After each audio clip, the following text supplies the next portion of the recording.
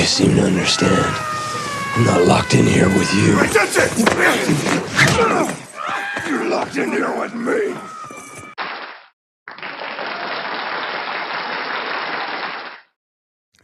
All right, what is it? Tuesday night? Must be Tuesday night. Radio Baloney live on Tuesday night. I am your host, Richie Baloney. How's everybody doing out there? Good to see you guys. Who we got out there already? We already got Trudeau Survivor and Izzy and Spambot out in the chat. Good to see you guys. All right, let's go to the menu.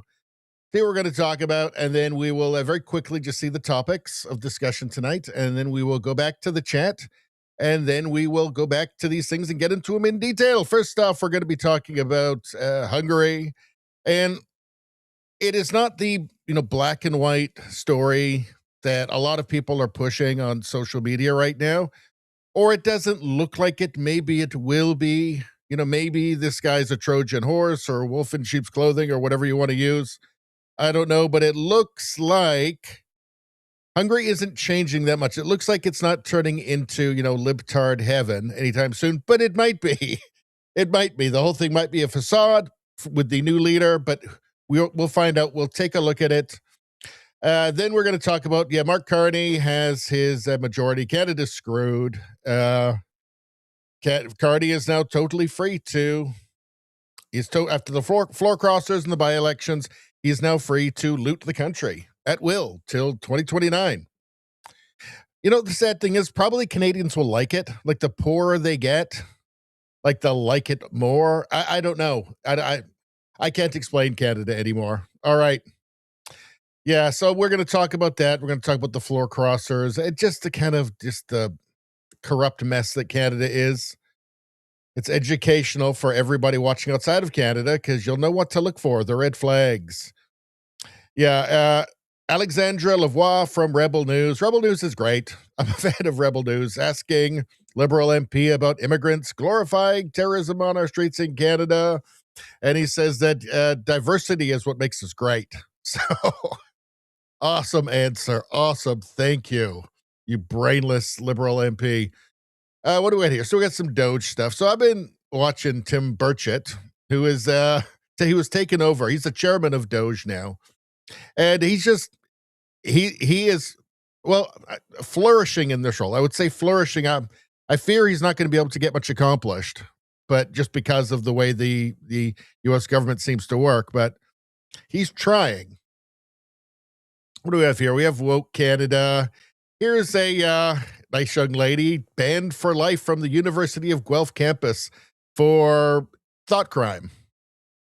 Not even hers, just listening to somebody else doing a thought crime. So, Canada not going well. This guy here, Alan Cumming, he's an actor. And he's going to tell us about how women have ruined feminism for him. So, it just goes to show you that the issue is never the issue. The issue is always the revolution. Here's Pierre Poilievre. He's got a few things to say about what's happening in Canada these days, the leader of the loyal opposition. We shall take a look at that. And then we were at the last thing of the evening. The last thing. And actually, hold on. I think I had one extra thing in here. I want to update this. Make sure I got that. Yeah, there we go. All right. Yeah, so here's the last one of the evening, which is stuff you guys have sent in and some crazy stuff I found. And there's not that much in there, so. But that's fun. Let's see. And for anybody watching over on YouTube, please go to the new channel, Radio Baloney News. Help me get this channel monetized. It's about 7 months old now. We're just a few 100 subscribers away from getting it monetized. It's grown really well, actually, much faster than the original channel for some reason. And all the clip videos go here. All the clip videos. Please go there and because nobody watches, almost nobody watches all the live streams all the way through. And besides, I edit these down to nice little digestible, more easily digestible bits. It's wonderful stuff. All kinds of crazy topics. Everybody loves it. Subscribe, Radio Baloney News, if you're on YouTube. All right. So, as everybody knows, we're streaming on Rumble, YouTube, X, and Locals right now. And when you like the stream, you get good karma. But when you're early, you get extra good karma. So let's see what's going on here. True to Survivor with the first like. That is 6 good karmas. Boom. Boom.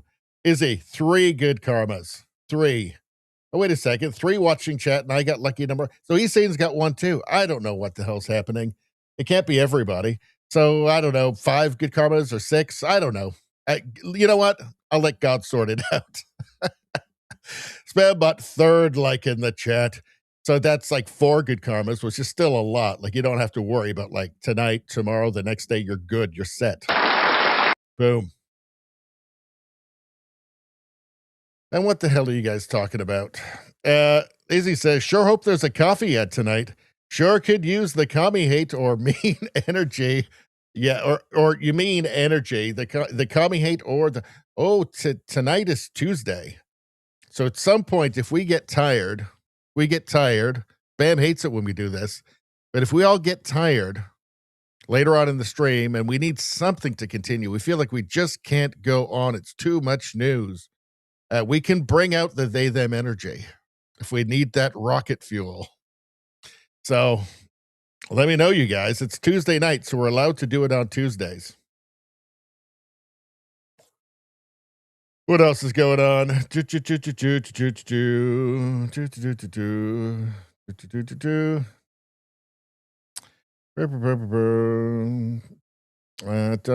about the referendum. Okay, anything to do with the stream tonight? Let's take a look. Mostly the chat is just topics totally unrelated to my show, and that's fine. Rosie says, like number 4, so that's 3 good karmas. Boom. Jamis, number 5, that's 2 good karmas. Boom. Done. Good karmas all around. Mental health, how you doing? All right. Freedom Butterfly, how you doing? Good to see you guys. Let's see. Looks like we're not going to hear much from Rosie tonight. Very late. Gotta sleep soon. We'll be lurking and chatting, finishing laundry. Well, we hope to hear from you. Let's see. Well, Freedom Butterfly, we had a whole chicken and veggies and potatoes made in a crock pot. Well, that sounds wonderful. Let's see. Weirdo Survivor asked, how was the birthday? It wasn't a birthday party. It was just a family getting together. We had a dinner. Very nice dinner. Gift card to Blockbuster. I did not give a gift to Blockbuster. Blockbuster does not exist anymore. A 20-year-old gift card to Blockbuster. Let's see. Mental Health says they have lightning popping off right now in Omaha. Love lightning. Love lightning storms. Let's see. All right. Freedom Butterfly says Orban's replacement is further right than him, I believe. I don't think he's further right, but he's in the same. I mean, he was a former supporter of Orban, right? So then there was some corruption issues. Whether or not that's real or not, I don't know. I mean, whether or not that, the EU got their hooks into him, time will tell. Look, Canada got Carneyed, right? So Carney promoted himself. I never believed it for a second. But there were lots of credulous people in Canada who thought, oh, yeah, like Mark Carney seems like this really kind of moderate. He's almost like a conservative, actually. Yeah. No, that might be happening to them. I mean, the EU hates Orban, and there's nothing they wouldn't stoop to get rid of him. So I don't know. Let's see. All right, well, let's get to it. Let's go take a look. What do we have here? So, all right. So, yes, Viktor Orban out, Magyar in. He's the new guy. Now, yeah, he was a supporter of Orban just a couple of years ago. So it's like a splinter party of his party. And, this guy's in now. So he's a fresh face. Orban was, ruled for 16 years. And, you know what? They told me he was a dictator. How is this even possible? I mean, I guess the word dictator don't mean what it used to. Dictator now just means the left doesn't like him. They seem to like this guy, even though he's not, at least in theory, at least from what he says, he's not so different from Orban. It's just that he has a more charitable opinion of the EU. and he's more amenable to their, Ukraine goals in terms of financing Ukraine. So, yeah, but as a dictator, turns out he wasn't a very good dictator because he lost the election and then said, "No, well, I lost," and conceded. So just remember this. Remember this, because they keep throwing this out as everybody they don't like's a dictator, except they're not, obviously. So who's this? Yashar Ali. Hungary will have a new prime minister. Hungarian Prime Minister Viktor Orban has called Peter Magyar to concede and congratulate him on his victory. So Orban has served as Prime Minister of Hungary continuously for 16 years. So here's J.D. Vance talking about it. Let's take a look. Because J.D. Vance went over to Hungary right before the election. Well, first of all, Brett, I think that Viktor Orban's a great guy who's done a very good job. I think that his legacy in Hungary is transformational, 16 years fundamentally changing that country. But one of the reasons why we decided to do that, Brett, is not because, we can't read polls. We certainly knew there was a very good chance that Viktor would lose that election. We did it because he's one of the few European leaders we've seen who's been willing to stand up to the bureaucracy in Brussels that has been very, very bad for the United States. So, for example, when you see a European bureaucrat go after an American company, sometimes the only vote no, the only vote to protect that American interest has been Viktor Orban. We didn't go because we expected Viktor to cruise to an election victory. We went because it was the right thing to do, to stand behind a person who had stood by us for a very long time. So this wasn't about Russia, and fundamentally it wasn't about Europe. It was about the United States and the fact that he's been a good partner to both me and the president personally, but also to the United States. I'm sad that he lost. We'll work very well, I'm sure, with the next prime minister of Hungary. But it wasn't a bad trip at all, because it's worth standing by people, even if you don't win every race. Yeah, so Magyar is, he ran on a pretty conservative platform. He's going to continue the immigration policies of Orban, or so he says. I'm kind of skeptical about all of this, I have to say. It feels it's very easy. It's very easy to say something. It's very easy. It would be very easy for him to just say that he's for the things that Hungarians liked. But he's going to clean up corruption, and they need a new, fresh face, and maybe they want, and the people want to have a better relationship with the EU, and he'll do all of that. It's very easy to say that and then to do the opposite, because look, the EU has been after Orban and Hungary for a while, and there are strings attached, right? There's strings attached to having a better relationship with the EU. This was just published April 13th. EU ties 35 billion fund release to Hungary's break with Orban era. Brussels links unfreezing of funds to 27 conditions it expects incoming Prime Minister Peter Magyar to deliver on. I wonder if immigration, asylum seekers, I wonder if that's going to be any part of this. European Commission President Ursula von der Leyen said that we will start working with the government as soon as possible to make swift and overdue progress for the benefit of the Hungarian people. Really? For the benefit of the Hungarian people? Are you sure? Let's see. But she cautioned, quote, there is much work to be done as Hungary returns to the European path. He has a full-fledged mandate to change things, and we are engaging with him from day one, said a senior EU official. The mindset is, let's double down on him. If they deliver, we deliver. Well, what does he have to deliver, though? 2 EU diplomats from other member states said capitals were looking to Magyar unblocking a 90 billion euro loan to Ukraine and lifting Budapest a veto on the next round of Russia sanctions as key signposts of the incoming prime minister's. Let me restart that from the beginning. lifting Budapest's veto on the next round of Russia sanctions as the key signpost of the incoming prime minister's desire to repair deeply damaged relations with the bloc. Like I feel like they're gonna put him in a vice now, right? And they're gonna start squeezing. Close to 35 billion in EU funds earmarked for Hungary are frozen because of a range of disputes with Brussels and Orban's refusal to enact demanded reforms. See, this was what, like Canada, right? We keep seeing these polls for some reason, just came out of nowhere about Canadians wanting to join the EU. What a great idea it is.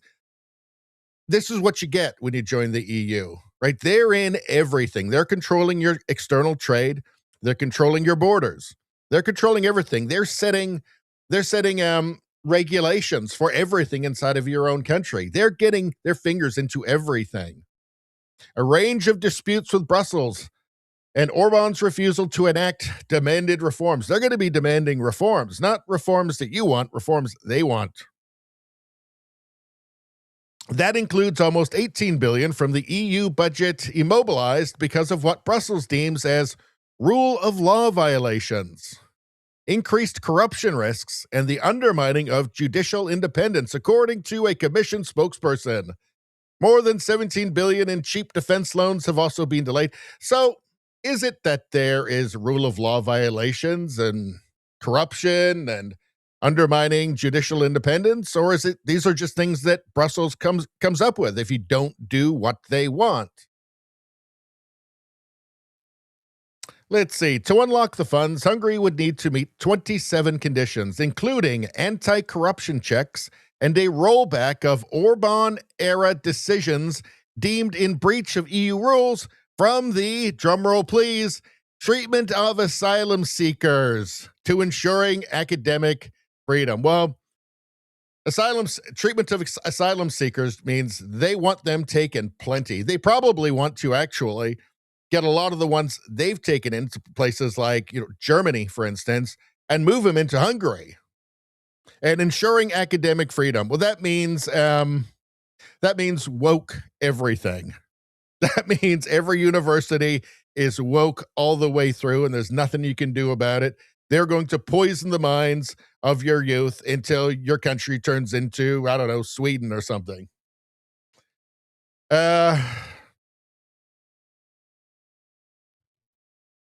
What do we have here? The commission decides, so this is from the EU, Europa.eu.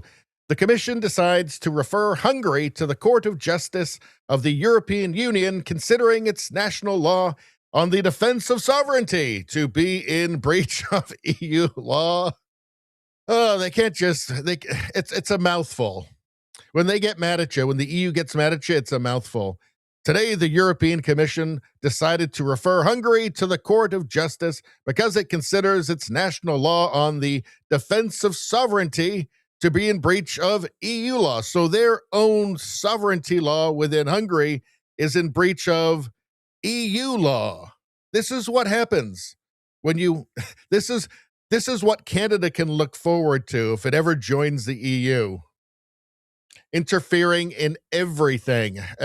This national law establishes an Office for the Defense of Sovereignty, tasked with investigating specific activities said to be carried out in the interest of another state or a foreign body. I don't know, like the EU, I guess.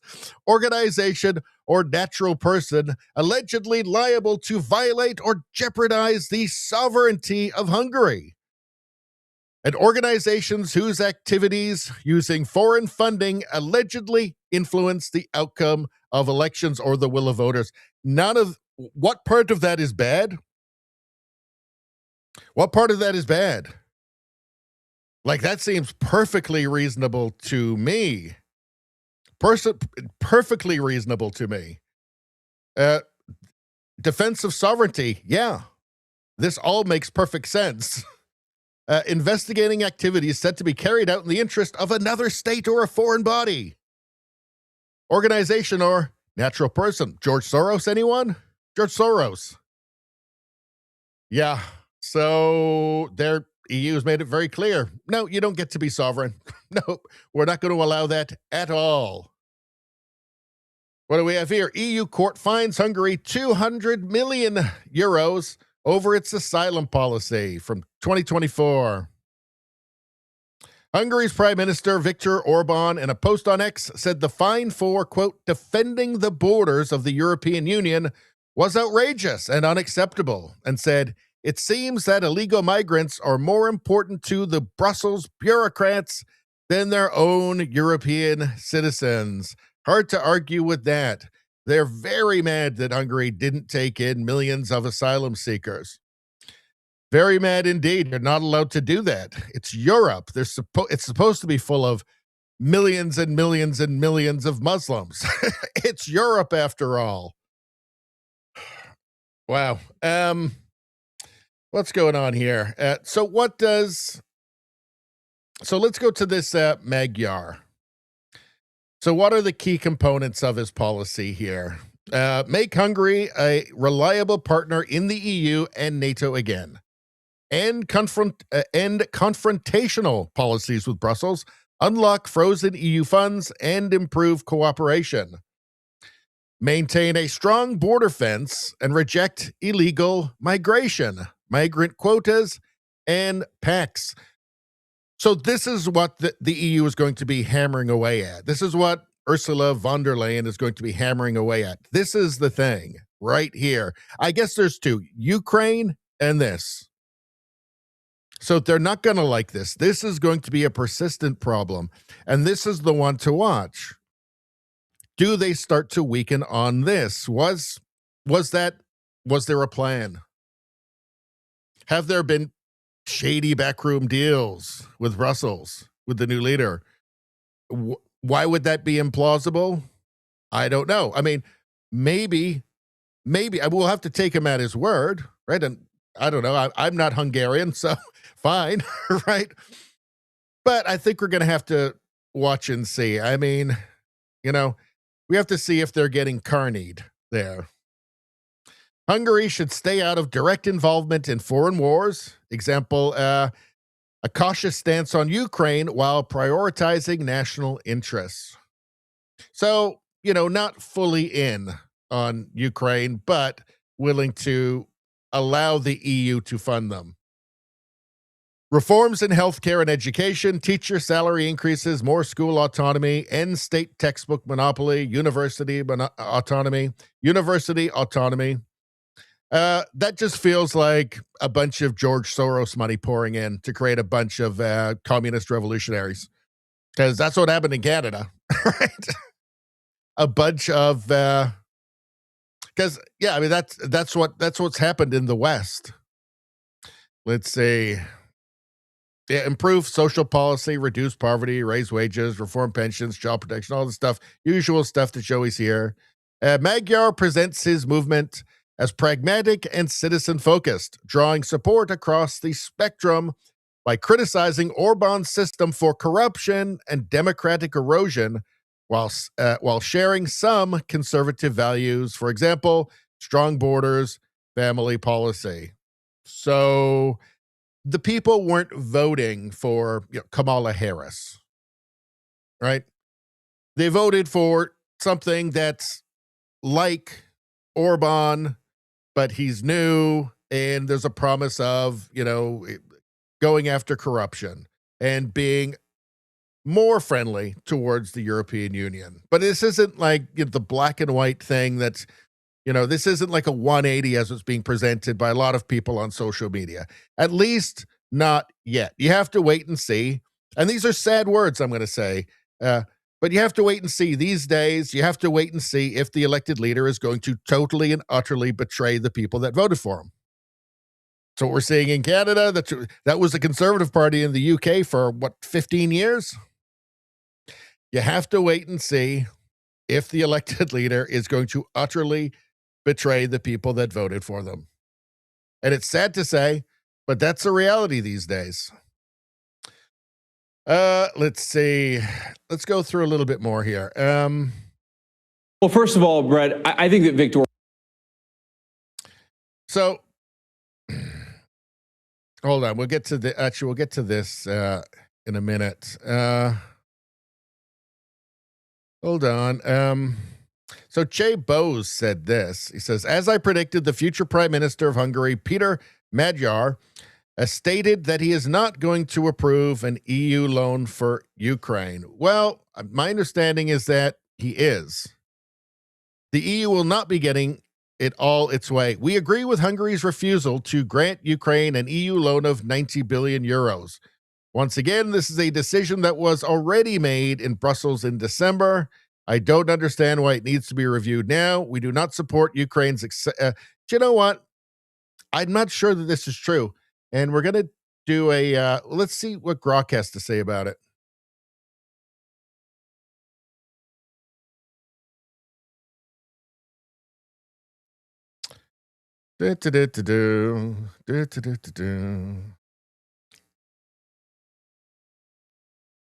I promised you guys we were going to do Hungary tonight. Oh, damn it, we're doing Hungary.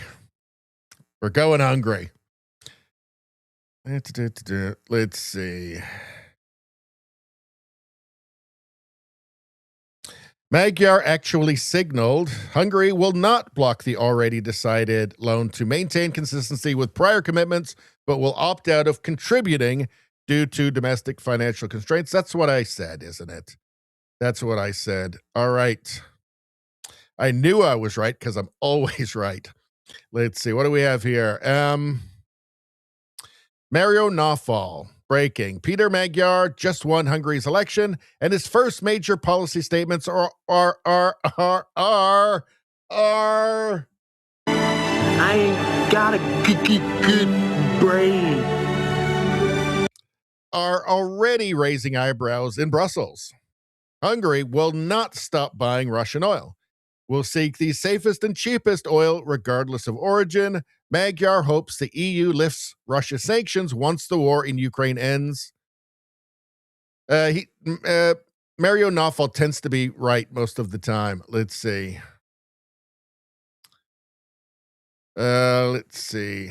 Let's go back a little bit. See why the EU hated Orban so much. Let's take a peek at this. Important point, but who defined whether you need migration or not? Is it Brussels or you? It's impossible. Maybe you define it together, deciding to be competitive together? No. The question is why this issue does not belong to the national sovereignty. So to have migration, it's a decision of Italy, France, Germany, Hungary, Poland. It cannot be a common decision. Why you would like to force us? I understand on migration. I understand that you probably here or in Germany, you think that migration is a civilizational issue, and you think that if two different kind of culture... No, I was discussing about the economy of migration, not about civilization. May I have my point? So if you think that to live together two civilizations is useful and provide a better society, you can have a right to decide to do so.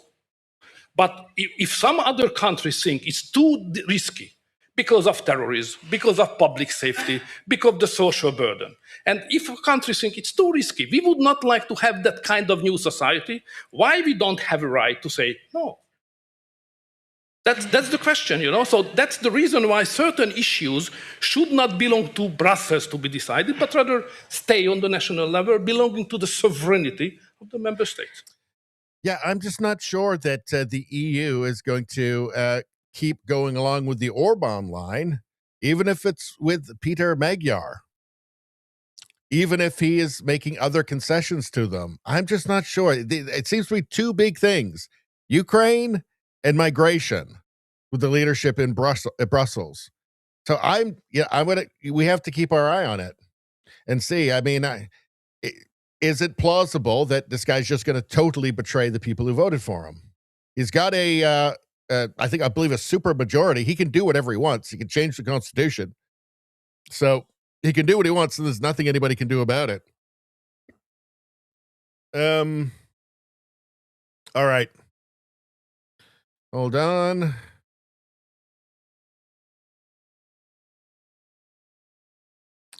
All right. Hold on.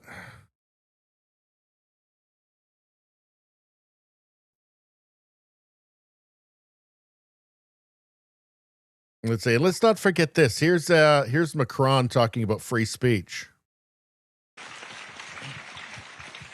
Because, I mean, free speech is a pure bullshit if nobody knows how you are guided through this so-called free speech, especially when it's to be guided from one hated speech to another hated speech. I just want to have a transparent road through these different speeches, and I want, by the way, to have a sort of public order. I want to avoid racist speech, hated speech, and so on. That's my point. And the third one. Free speech is bullshit. See, this is Macron, leader of France, powerful country in the EU. This is the kind of Orwellian gibberish that they're guided by, right? So this is what they want for all of the member states. All right, hold on. So what else do we have? We have Ursula von der Leyen saying that the EU is going to move away from, well, we've got Ursula von der Leyen declaring the we have Ursula von der Leyen declaring the European Union will move away from unanimous voting.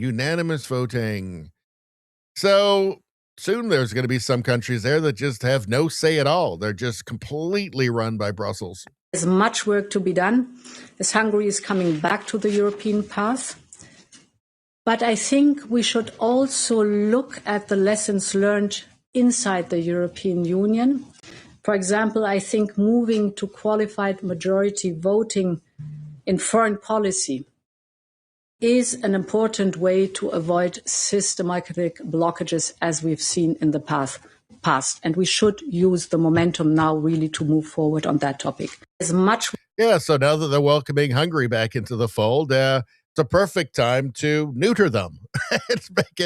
make it difficult and make it impossible for them to stand in any of the in the way of any of the EU's plans. Perfect time. I mean, these people are unreal. They're all just like movie villains. Let's see. What's this one? Oh, here we go. Here's some more exciting news from the EU. The EU is telling people to just go without electricity. That's the easiest way. This was posted by Basil the Great. Let's take a look. Is how can we reduce the demand? Because, of course, the least expensive energy is the energy that is not used. We should reduce demand while fully respecting the free choice of consumers. So we are looking at energy efficiency levels such as renovation of buildings or the renewal of equipment in industrial operations. These are some measures, but there are also other measures that we will present or will be the core of the presentation of the communication next week on the table of the leaders. Wow, it doesn't sound like an economy on the rise, does it? Best energy you use is the energy you don't use. I mean, that won't be her energy, obviously. That'll be other people's energy. But very well indeed. Yeah. So that's it. Have to wait and see. Obviously, the EU is going to be putting an enormous amount of pressure on the new Hungarian president. And again, you just have to watch and see if he ends up betraying the Hungarians. Let's see. Let's go to the chat. What are you guys talking about?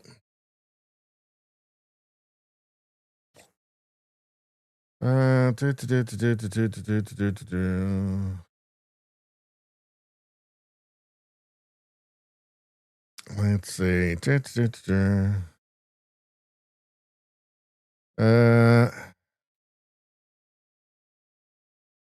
Hold on.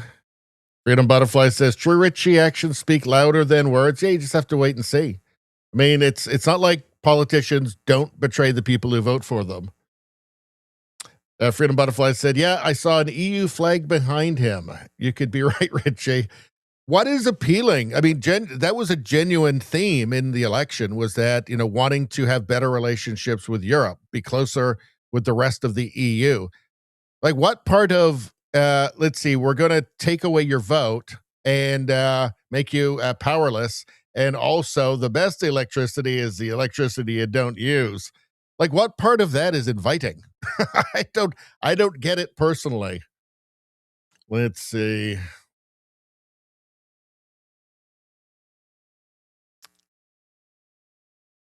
What happened? Who said? What's that?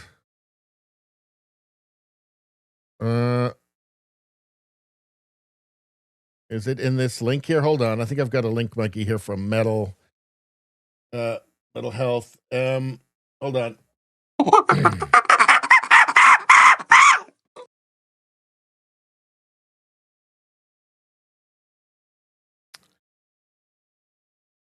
Let's see.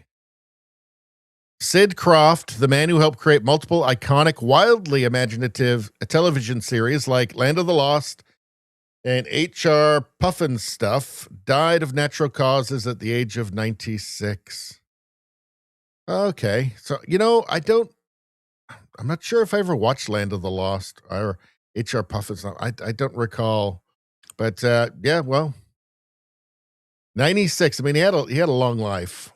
So, I mean, that's a long life. How old was he there? I wonder. Let's go back to the chat. I don't really know anything about him. I have to tell you. Spam says, my kids and friends loved his stuff when they were young. Let's see. Let's see. Trudeau Survivor says, outsourcing political outsourcing political decision-making to unelected bureaucrats is true democracy. Exactly. Freedom Butterfly says, Hungary should leave the EU. I think it's going to fall apart eventually. Because if you take a look at like GDP per capita there, Europe used to be wealthy. Not anymore. It has not benefited Europe. Let's see. Middle Health says the EU can take a long walk off a short pier. And we lost Mental Health. Going to jump off. Well, if you're still there, have a great night, and we'll see you on Friday. Let's see. Dame Pam, how you doing? Dame Pam says, most in France can't stand that guy. Talking about Macron. Says, let's ask Ursula how much electricity she uses per week. You don't want to ask that. That's a very uncomfortable topic for her, I'm sure. Let's see. Spambot says, I'm more worried about Ireland. I think we're going to do Ireland on that Friday. I didn't have time tonight, but we'll do that on Friday. Trudeau Survivor says, Land of the Lost is good, but it's no Tales of the Gold Monkey. Nothing is Tales of the Gold Monkey. That's probably a good thing, quite frankly. All right. Let's go here. Dame Pam says, Viktor Orban prevented Hungary from being invaded. Let's see what happens now. Well, there's a chance that they'll get invaded. I mean, that's not what the new guy is saying at all. He's saying that he wants to keep the policies, but I'm suspicious. I mean, look, if the EU likes him, that can't be good. Denny, how you doing? Good to see you. All right. So, Mark Carney in Canada. So, Prime Minister Mark Carney has his majority government now. The media is presenting this as if he had won a majority because there were 3 by-elections yesterday. No, those are all Liberal seats already. 2 of them just deep Liberal seats that were never in any question. And no, he didn't win his majority from an election. He won it by bribing opposition MPs to join the Liberal Party. That's it. To betray the people who had voted for them. 5 of them, 4 a Conservative, 1 NDP, bribing them to betray all of the people who voted for them and join the Liberals.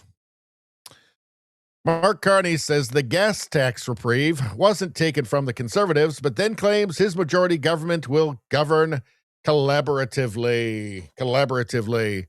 Minister Champagne and Hodgson chuckle. So, actually, we'll go to this one later. Let's do this first. Brian Lilley, he got his majority. Now what? Well, let's go to Brian Lilley's article here in the Toronto Sun. What does Mark Carney do with his majority government now? Well, I know what he's going to do. He is going to max out the national credit card to fund his net zero scams. Liberals seem lost and confused on what they believe. Liberals seem lost and confused. Liberals seem lost and confused on what they believe in other than holding onto power.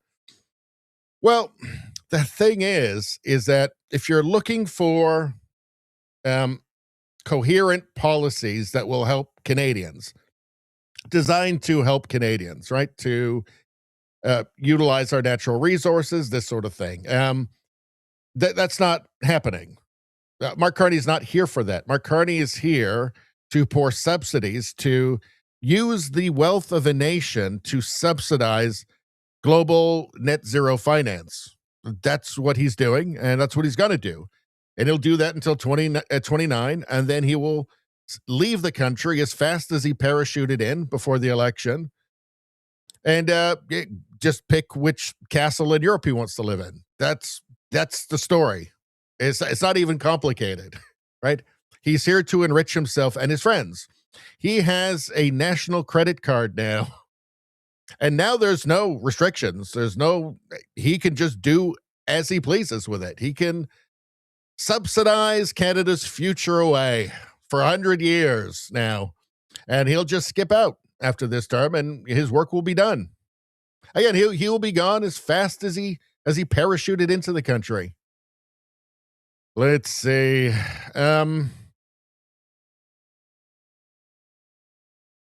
Liberals seem confused about what they stand for.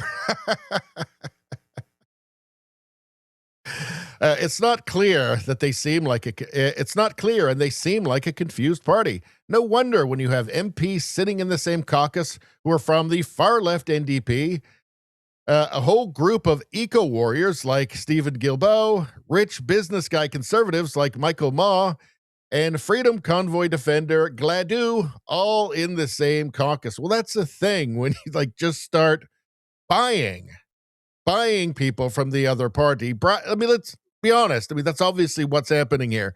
He's bribing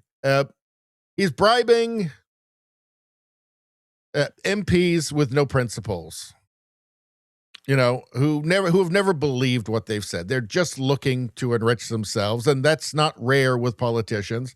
Bribing them over to the Liberal Party, even though they have, supposedly they had totally opposite views and advocated for totally opposite policies from what the Liberals are doing. It's no worry. They'll all vote for all the stuff that they were excoriating Mark Carney for, weeks ago, right? Doesn't matter, a week before they jump ship. So none of it matters because Canada's policy is enrich Mark Carney. That's it. That's the national policy now. We found out over the weekend that the Liberal Party believes that children need to be 16 years of age, we found out over the weekend that the Liberal Party believes that children need to be 16 years of age or older to have a social media account. According to the Liberal Party, having kids under 16 hold social media accounts can have detrimental effects on children. Detrimental effects on children. This is the same party that believes 12 and 13-year-olds are wise enough to make the decision without parental input to transition their gender and start taking puberty blockers and cross-sex hormones and get double mastectomies. Of course, it's totally incoherent. It makes no sense, right? But who cares? It all feels progressive, so Liberal voters will vote for it. If Rosemary Barton's teleprompter tells them that these are good progressive things, they will support them, even if it doesn't really make any sense and it's totally incoherent. Those two policies held by that party don't seem to jibe. Yeah, that's putting it lightly. The Liberals, who last year elected a leader in Mark Carney, in large part because he had vast international experience outside of Canada that made him wealthy, applauded the idea of imposing an exit tax on Canadians who want to seek their fortunes elsewhere. You can't make this up. You just can't make this up. Let me show you. Where do we have that? Okay. Hold on. Where do we have that? We have that in here somewhere. Here we go. All right, listen to this guy. So this is a guy, ex-Google senior VP, Patrick Pichette. He lives in Europe now, I think. He's worked all over the place. He's not been working in Canada. What does he have to say to the young people of Canada? What hope is he going to offer them? But for the tech world, it's a war for talent. And it is important to bring these people to Canada. What's great is they used to go to the US, but now they can't. The H-1B visas are closed. And by the way, once they get to the US, now they can't bring their families with them anymore. You know what? They're looking for a place where they can have their families with them, grow safely, have a great life, contribute to society. And guess who can offer that? We can. No, we can't. Everything's getting worse for them. So, and don't make any mistakes. Like, a lot of countries are competing for this talent right now. So I absolutely applaud your efforts. You need to triple whatever is in your head today. There's a lot in my head. But for Canada doesn't have any of the big tech companies. This is how out of it. This is how disconnected these people are. But there's another clip of him here. Where is it? Hold on. Where is he? There's another clip of him. Here, let's check this out. So his solution for Canada losing talent is to force them to pay $500,000 to work in the U.S., which this guy did. Right, he wants to pull the ladder up after himself. Offers me a job, $300,000 a year, right? All I have to do is show up at the border, apply for a TN visa, right? And I get this 3-year, like, no questions asked, it costs $30. And now I move to Microsoft. We as Canadians have subsidized my education to the tune of, you pick the number, $500,000? Right, 500,000, and if it's a graduate student, go up, right? 30,000 TN go to the US every year. You want to save yourself $5 to $10 billion? Shut the TN program, and then keep them in, or make them pay their $500,000 so that if they leave, I'm okay with that.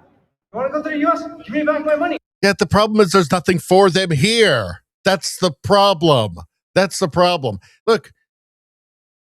Why is it that every time a country gets left enough, far left enough, they have to start, like, basically putting up a wall, preventing people from leaving, stopping people from leaving?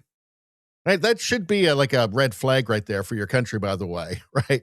If you're at the point where you have to actively start, like, preventing people from leaving your country because they don't like the country, there's no opportunity for them, they have to go somewhere else if they want to have a better life. Maybe that's the thing we need to be fixing, right? But no, left-wing world, no.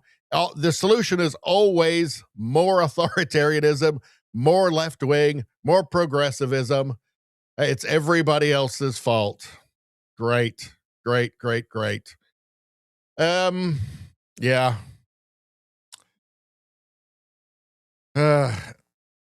Imposing an exit tax on Canadians who want to seek their fortunes elsewhere. Well, they can't seek their fortune here.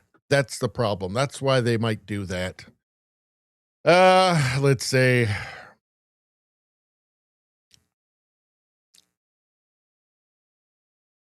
What do we have here? So Kate Harrison says Carney's going to lose that crutch of the opposition being obstinate. Now, this was posted by CBC Watcher. Let's take a look.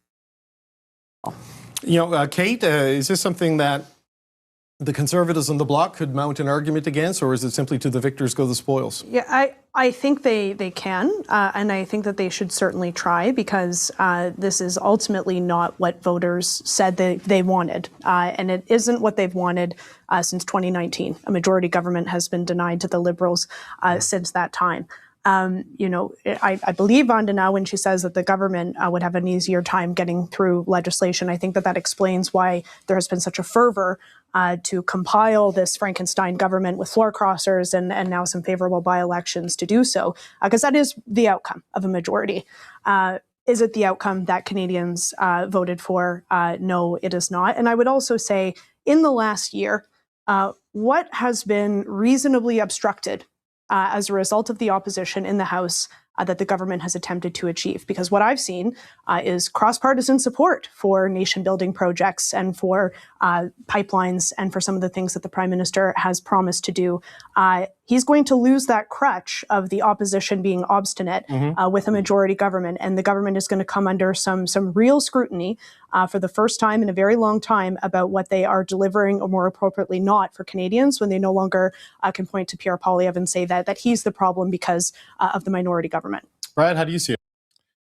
Yeah, the problem is that, okay, here she is on CBC voicing something that's not, just a liberal propaganda, right? Now, the two main people on the CBC, the news people, David Cochrane and Rosemary Barton, are just, they're the Liberal Party fan club, right? So she can say this in this storm of pro-liberal propaganda, right? And that's going to persist, and that's going to continue, obviously. I mean, Mark Carney's their paymaster, right? They like him. He gave him a raise, $150 million a year raise. So it's going to persist, and the narrative will continue to be shaped. I think that Canada has to hit rock bottom. I think Canada's like an addict right now, and it needs to hit rock bottom to figure it out. And even then, most of them still won't, right? You just need enough to figure it out. Let's see. If Mark Carney doesn't plan to stick around, why would he care how he gets his majority? This is from Now Media News. That's excellent, by the way. You should subscribe to their channel on YouTube. I don't think they have a Rumble channel, but on YouTube. If you're interested in Canadian politics, no need to face voters again. No need to explain decisions. No need to worry about the next election. A one-term mindset means no consequences later. That's what we're seeing. And this is what I've been saying about Mark Carney for a while. Here's Ian Burns, who's very good, actually. Let's take a look. What's strange is he's like between 10 and 15 points ahead in the polls. So he's choosing this over an election, which would be a legitimate majority. It looks like he would probably win it if the polls are even a little bit accurate. But it looks like he doesn't want an election. He wants to do this. He wants to just get over the line through these defections and completely besmirch the party and his own reputation and introduce these people who might cause trouble down the line. You could imagine that there could be arguments within the caucus now from all the factions who are now going to be quite unhappy at being in a party with people who have such different views from themselves. But he's chosen this, so it's a very sort of conservative approach. It's a low-risk approach, isn't it, from his perspective? But one has to assume that those polls aren't going to remain brilliant for the Liberals forever, You have to assume that his standing with the Canadian people is going to decline. And then what's he going to do? Because then he's not going to have the opportunity to have an election. Unless, in his mind, he's thinking, I just want one term. I don't want to hang around. I'm not bothered. So if I can have a majority for this term, then that's all I care about, and then I'll walk away, kind of thing. But it does raise questions there, because it's a bit of a gamble, this, isn't it, if you think of it that way? Yeah, and then look, Carney's in it for one term. He's going to extract the maximum amount of wealth out of this country that he can in that time. Going to max out the national credit card, leave with just an unholy amount of debt.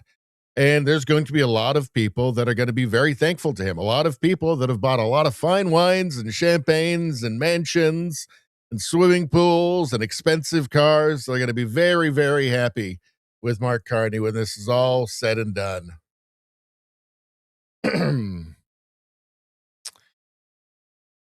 Let's see. Let's see. And we just get more of this. Here's Mark Carney again. He's saying the days of our military sending 70 cents of every dollar to the United States are over. You sent Brookfield to the United States. He did. This is from M. Brandt 75. Yes, he did. He moved the headquarters of Brookfield to New York right before he became prime minister. From now on, for example, with our new Buy Canadian policy, when the federal government spends, we will select Canadian suppliers by default.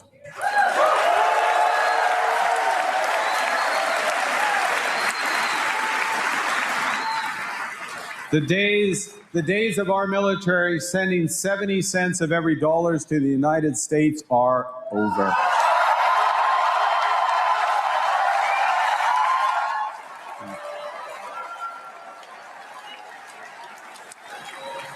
We are going to build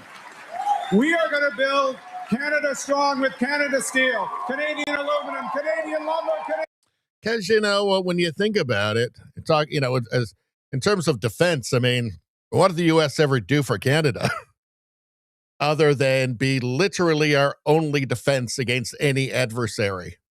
Because we simply do not have a military capable of defending this country. So it's all up to the United States. So I guess they did do that. I guess they did, they have completely protected our country. Well, we've made it so that we can't do it ourselves. I mean, it's just, I find this embarrassing. The whole elbows up thing. I mean, does nobody think? Does nobody know anything? Like, this isn't like obscure history or something. Like, this is, okay, we're right next door to the United States. Okay, we do not have a military capable of defending this country. The United States has the largest military in the world. Okay, who do you think is defending this country right now? Who do you think's carrying the stick that keeps this country safe? Like, does nobody think? Like, this isn't complicated, right? Like, how embarrassing is it when you hear this stuff? How embarrassing is it? I mean, it's shameful and idiotic. I mean, what do Americans think when they hear this, knowing that we rely on them for our own national defense? And then to hear this, I mean, it's shame. We have no shame in this country. It's so embarrassing. I mean, that's just reality. People may not like hearing it, but it's just true. Oh, the level of stupidity. I mean, the fact of the matter is, it doesn't matter how many speeches Mark Carney makes in Davos. Okay, it doesn't matter if Mike Myers flies back to Canada for 15 minutes after 40 years, right? And does an elbows up thing. We're all going to wake up in the morning and we're going to be right next door to the United States with a giant border with roads and railway tracks and everything, all those perfect things for trade. They're still going to have the biggest military in the world. They're still going to have the biggest economy in the world, okay? And we're still going to be right next to them. And there's still going to be a giant ocean on one side, a giant ocean on the other, and a giant frozen wasteland to the north of us. This is just reality. And it's going to be the same every morning that we wake up as long as Canada exists. It's like we have a death wish. Like we want to destroy our own economy. It's bizarre. Okay.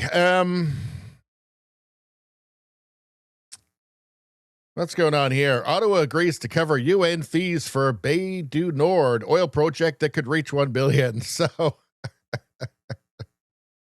sending billions of tax dollars to the UN. Well, they just do that anyway. Mark Carney loves the UN so much. Well, he was there. He was the UN Global Climate Finance Envoy. So we know who his friends are. They're not you, by the way. If you think he's your friend, he's not. His friends are not you. And there's all this corruption as well, by the way. Moose on the Loose. Give him a follow. He's very, very good. He has done what the mainstream media refuses to do, which is actually cover Mark. The problem with this is I can't get it big enough to read it. I'll have to come back to this at another point and find something that I can show you. But Moose on the Loose, subscribe to him. He's great. If you want to know about Mark Carney's conflicts of interest, his corruption, that's the place to go because the mainstream media won't cover it. He does. Yeah, I made a comment. Now, this is from Jasmine Lane, who also does a great job. This is her most recent interview with U.S. Ambassador Pete Hoekstra. You might ask yourself, why is he doing interviews with Jasmine Lane? I mean, she's great, and she used to be in mainstream media. But why don't we see him like on the CBC? Like, I think they might have talked to him once, like a year ago or something. Why do they not want to talk to him? Weird. Well, let's see if we can figure it out here. So this is just these are just clips from her interview with him. Yeah, I made a comment months ago about, and I love how it gets twisted here in Canada. I don't even think you're going to answer this one, but I'm going to ask it anyway. Do you feel as though there is something happening intentionally, or is it actually just a really intense negotiation and it's normal for this to kind of be the rhetoric and fallout? No, actually, it's not an intense negotiation. Okay, there really have been no serious negotiations since October of last year, and that's now betrayal. That's an interesting point. I haven't heard it explained like that before. Okay. Nothing happening. No negotiations. 75% of our trade, 85% of our trade is still tariff-free. We've got negotiations coming up for our trade agreement with the United States. How is that not the priority? Like, I understand, like, absolutely, diversifying our exports to the point that we can. I mean, we're quite limited, right? Again, our stuff has to get across oceans. I mean, with energy, we won't have any problems with that, obviously, but that's clearly not going to happen with Mark Carney. He's not interested in that. That's not net zero. But everything else, like, you got to ship it like long distances, right? It's not like right next door or like the United States is, right? If anything really made sense, it would be to send more down there. And I was go like, hey, Trump's not going to be president forever. Things will probably normalize, right? But sure, try and diversify what you can, but also be realistic and recognize we simply can't replace the trade that we have with the United States. It should be the priority. And then around that, you can do peripherally, you can try and expand trade with other places. Fine. There's nothing wrong with that. But the priority has to be with the world's largest economy that we're right next door to, right? There's no oceans between us. There's no frozen wastelands between us. We're right there. We're all going to wake up tomorrow morning and we'll still be right next door with a giant border and roads and railway lines and pipelines and everything going between the two countries. That obviously, it's just basic sanity, is it not? And here we're hearing, no, there's not really any negotiations. I'm speechless.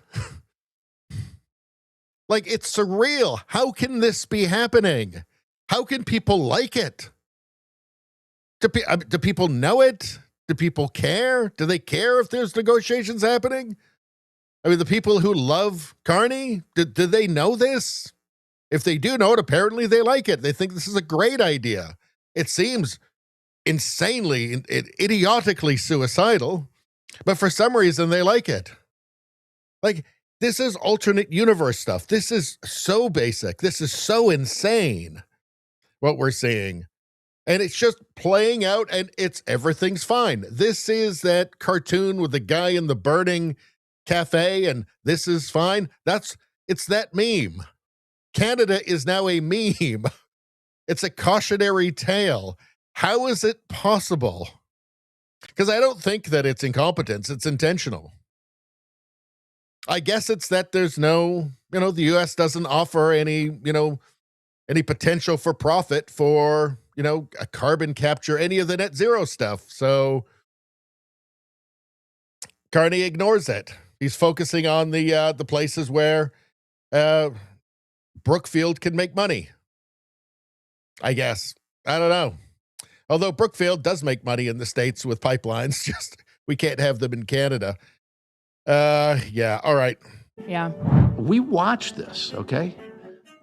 Talking about, with a smile and a smirk, they're proud of that. They're proud of the fact that they're hurting people in Kentucky. Okay. We want to resolve the disputes on steel. As a matter of fact, we had that pretty much resolved in October, and the Canadians blew that up. Okay, it wasn't the Americans; the Canadians did. But he had said, and I quote, "It started quietly. People." Oh, you don't have to. Okay. You're going to quote. You got it. I think I got into that once before, and all I got into was trouble. Yeah. So behind the scenes, you have these serious people, right, that are working. That they're not tweeting, right? They're not putting out, Trump tweets, right? They're serious people behind it. You have Trump, who is the face, and you have his style, which I guess people pretend to not understand what he's doing when he comes out with these huge statements, and he's trying to obviously do what he always does, which is kind of destabilize, confuse his enemy a little bit. Not enemy, but he's trying to confuse and kind of destabilize his trade adversary a bit. But behind that, you've got these very serious people that are trying to work on something, right? And nothing happening. Carney's not interested in dealing with the country that we rely on for our wealth. If trade with the U.S. just stopped, there is no replacing that. Like, this isn't going to happen because the two countries are too useful to each other. But if it did just stop, if it was just cut off, there is no replacing it.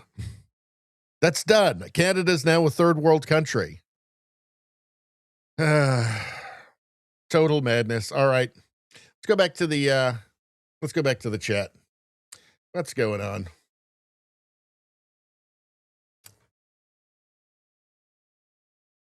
Let's see. What are we talking about? Bambot saying, holy crap, I just looked up the price for some new SSD drives. What the heck? Mucho dinero. So, let's see.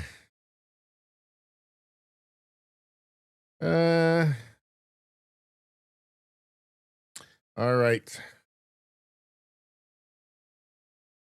Radio streamer, how you doing? Says, what is this magical place? Looks left, broken Mark statues. Looks right, noodles. Looks straight ahead, boobs. A magical place. A far right extremism. Let's see.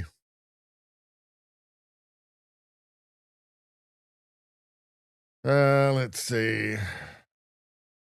Dame Pam says Brookfield Asset Management is headquartered in the USA. Carney appears to love China investors. Gee, what does Trump think about that? Does he like or dislike? Well, yeah, so the China stuff, Brookfield's very involved with China, so that's why Carney's very interested in that. There's no carbon capture or any of that stuff in the States, so he doesn't like, Carney's not interested in that.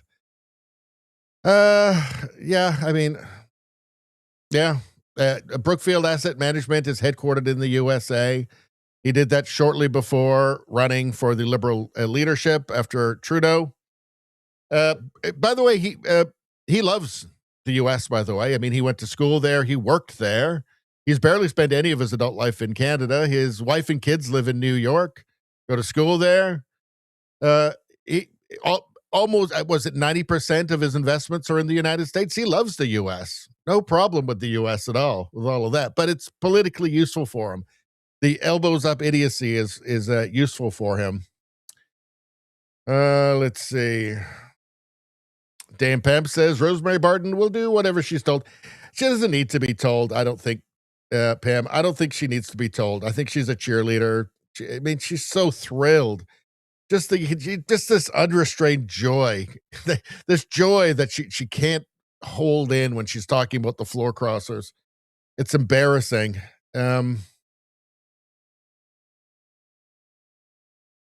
Let's see. Izzy says, finally off the phone. Hope I haven't missed the coffee ad. No, you have not. In fact, this might be a good time to look for a coffee ad. Is there one worth doing? Let's see. Let's take a peek. I don't know, 34 cents. But I tell you what, I love that coffee ad. I love it. And I like reading it. It keeps me in practice. Let's do it. Let's just go ahead and do it. Let's go ahead and do it. Oh, no. Oh, no. Not letting me do it. Sometimes it won't let me do it. I don't know why. We've got enough people on the stream. Let's try it again. One more time. Here we go. All right, people, you still haven't tried 1775 coffee? What the hell's wrong with you? Now's your shot. The 1775 starter kit just dropped. Only 1,000 units. My friends, that is exclusive. Are you exclusive? Because that's an exclusive offer. You're getting the bold dark roast that hits hard, the smooth medium roast, and the vitality mushroom coffee for clean energy and a laser focus, which is the best kind of focus, the laser kind. No crash, no communism. All single origin, small batch, toxin free and mold free, and that's the best way without those toxins and mold. Yuck. Plus, you're also getting, guess what? A gold spoon clip, because freedom isn't scooped with plastic. A frother strong enough to stir up your coffee and your mother-in-law's opinions, probably some kind of crazy old commie hag. That's right, and a black 1775 tumbler. Folks, that's $170 worth of coffee and gear, yours for only, I can't believe I'm saying this, only $99. That's under $100 in case you're not a mathematician. This is for the ones who've been watching 1775 blow up on Rumble, wondering if it's actually worth it. Well, guess what, folks? Spoiler alert, it sure is. Go to 1775coffee.com, 1775coffee.com, 1775coffee.com/studio, and grab your starter kit before they're all gone, before the commies steal them. Don't let them steal them. Bold beans, clean fuel, and a morning routine that stands for something. Could it be anti-communism like Radio Baloney? I don't know, probably. Just like Rumble does. Oh, do you know what I felt during that ad? I felt a new life being created. I think there were several pregnancies while I was reading that, because I think that's the power of the Radio Baloney ad reads. They're that good. They're that special. They're that inspiring. Man, oh man. Now what's going on? Now what are we doing? Are we going crazy? Wait a second. Something crazy, something wonderful is happening, I think. Hold on. Hold on, hold on.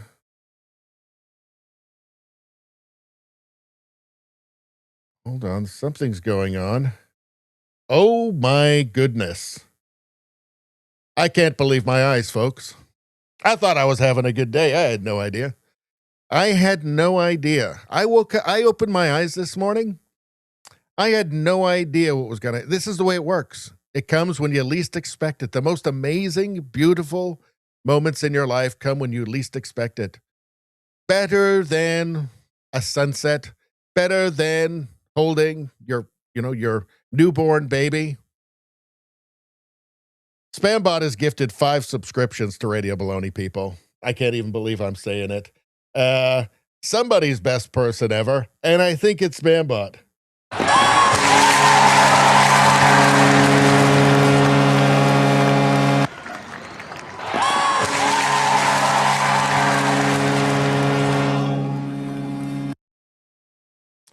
You know what? I heard some jackass on the internet earlier talking about some historian jackass talking about all these great people in history, all these most admired people in history, all these great geniuses in history, and all these most important people in history. And you know what I said? I said, shut the fuck up. You don't know anything. Have you heard of Spambot? Hey, he gifted 5 subscriptions to Radio Baloney tonight. Because I saw into the future so I could see that. In any case, they're all fine. All these great people in history, they're okay. They're fine. They're great. In fact, they actually are great.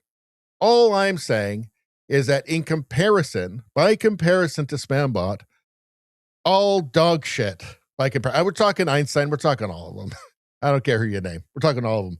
All human garbage compared to SpamBot.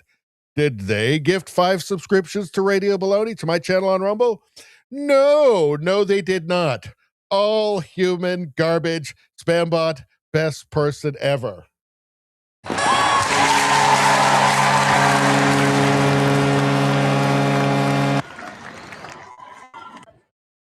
And all for less than the price of a brand new Tesla Cybertruck. I mean, my friends, that is how we do it on Radio Baloney. Seriously, though, it is the best thing anybody can do for the channel. So there's 5 more people that will be able to watch the premium stream on Monday on Rumble. I mean, come on. What a beautiful thing. JDL got a membership. Dramus got a membership. I mean, this is so wonderful. Thank you. Everybody should be thanking SpamBot right now. Everybody should, because SpamBot shows what's possible, right? What's possible for a human being, right? It's aspirational. And also, if you're in Alberta, sign his petition for Alberta independence.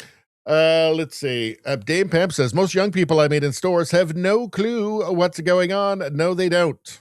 No, they don't. They just know what feels left wing. Although, actually, there's a very healthy, conservative, right wing, whatever you want to say, youth demographic in Canada now. So, which is different than in most Western countries. Let's see. JDL, how you doing? Those in the 20s and 30s seem oblivious in reality to what's happening, Dame Pam says. Well, that's a normal thing. Let's see. Amazing Faces, how you doing? All right. What do we got going on here? Spambot. Everybody's worshiping a Spambot now because of his incredibly generous gift. Let's see. Rosie, brewed bold, served fresh, no communism. Great ad read. 10 out of 10, Rosie. Thank you so much for that ad read review. 10 out of 10. Hey, that's almost the most you can get out of 10. Let's see. Izzy says 1776 out of 10. Best coffee ad on the internet. Boom. Commie hate with booze. My night is complete. All right. Now, sorry, I just said 10 out of 10 was almost the most you can get out of 10. A 1776 out of 10 is almost the most you can get out of 10, I believe. I'm not a mathematician. Bambot says 1776 out of 10 for that again. Again, what a generous chat I have. Wait, 9.8 out of 10. Racist, black tumbler or mug? Too exclusive, she says. No, stop being so touchy. I know you're joking. Somebody was offended on the internet. I hope. Spambot says, no need for the hateful they, them later. Well, let's see. Like a conservative MP, I can be bought. So there will be no they, them energy on the Tuesday night stream tonight. Because, well, look, Spambot is the best person ever. So, let's say, you win, Spambot. You win. Let's see. Radio Streamer says, anti-communism coffee. I bet I can hate more commies if I'm awake with that coffee. 9.8 out of 10. Acceptable levels of commie hate. Also, more commie hate. Also, more commie hate.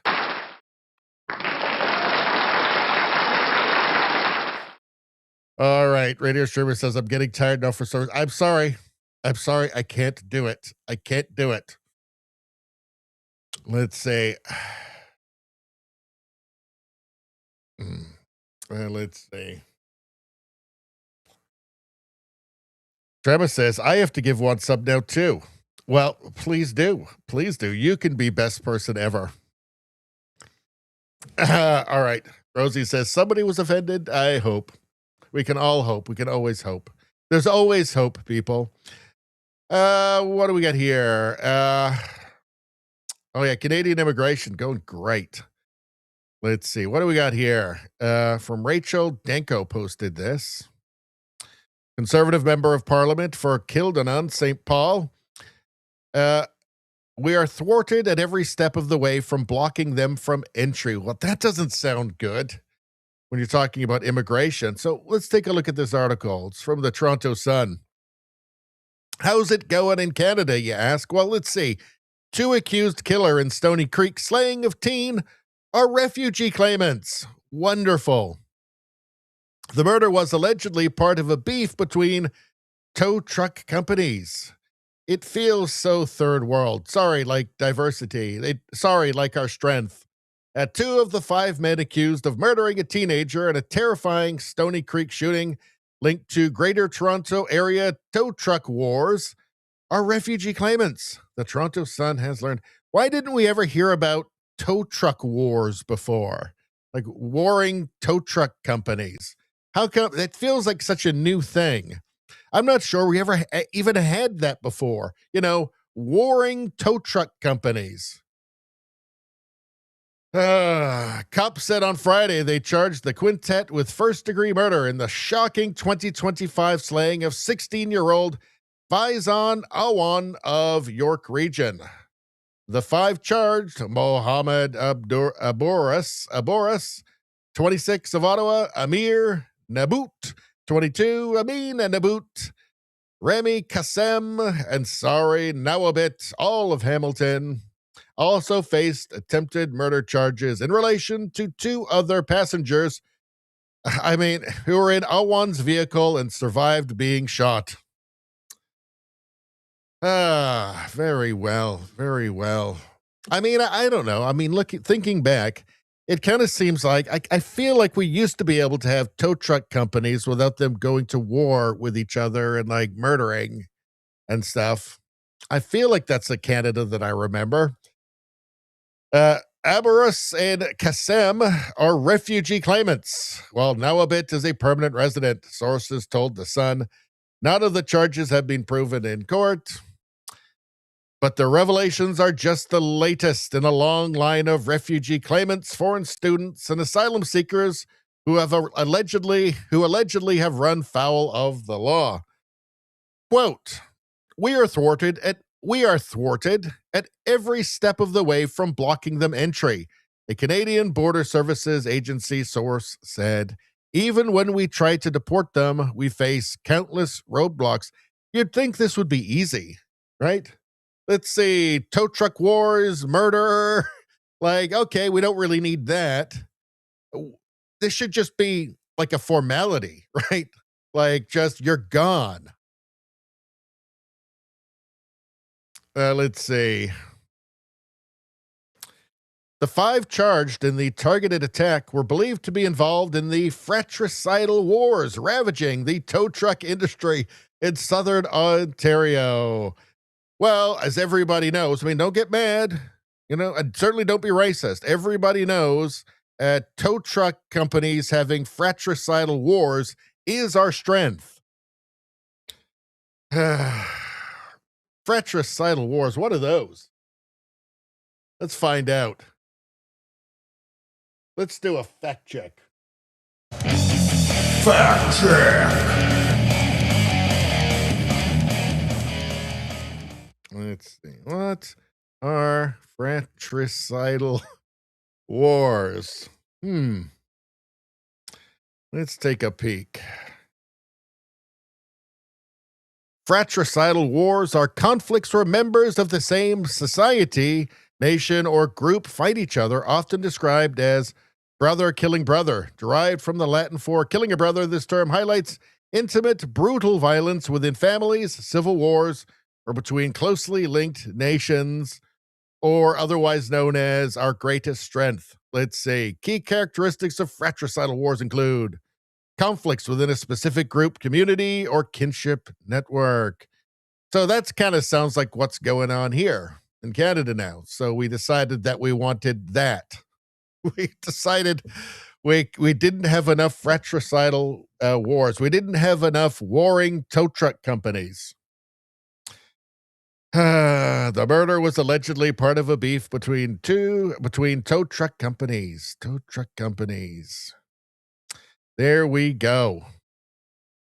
There we go. And Mark Carney's got it all under control. He wants us to know. Rachel Danko says the Prime Minister claims to have addressed immigration issues. Now, the way it works in Canada is there's the Liberal Party creates problems, horrible problems, and then they say everything's fine. And then everybody goes, okay, I guess so. And then votes for them. And they just do that over and over again. So yeah, Canada is a mess, but I'll tell you what's not a mess. My chat. Something unbelievably beautiful has just happened. There is somebody in the chat. There's a beautiful person in the chat, Dramus Eves, who has done, I think, probably the most noble thing any human can do, which is gift a subscription to this channel, Radio Baloney, on Rumble.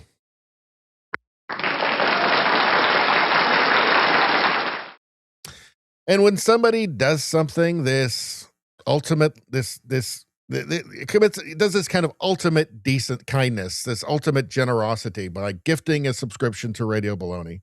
When somebody is that like divinely generous, right? It can only mean one thing. It means they are the best person ever.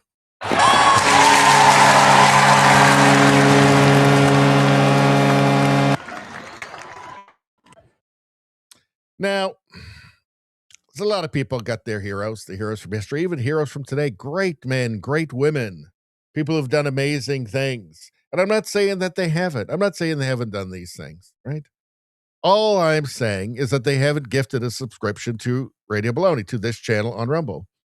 Therefore, considering that Dramus has done that, and then those other people, as impressive as their achievements may be, they're still human garbage compared to Dramus.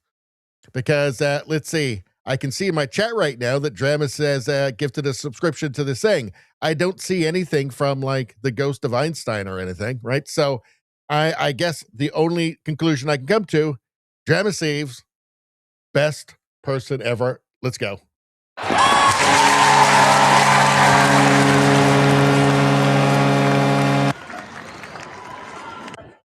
I had no idea all this was going to happen when I woke up this morning. No idea. It's when you least expect it. The most beautiful things happen. Thank you, Dramus. And seriously, it is the best thing anybody can do for this channel, and I really, really do appreciate it. What are we doing? What are we talking about?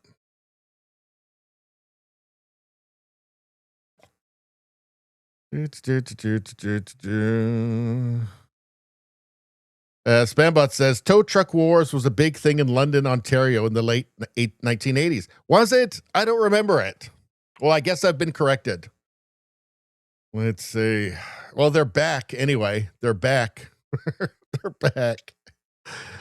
Izzy says, wow, tow trucks to tow tags. Yikes.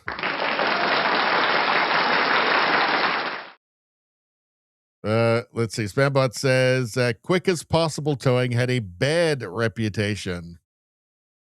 Let's see. All right. Let's move on.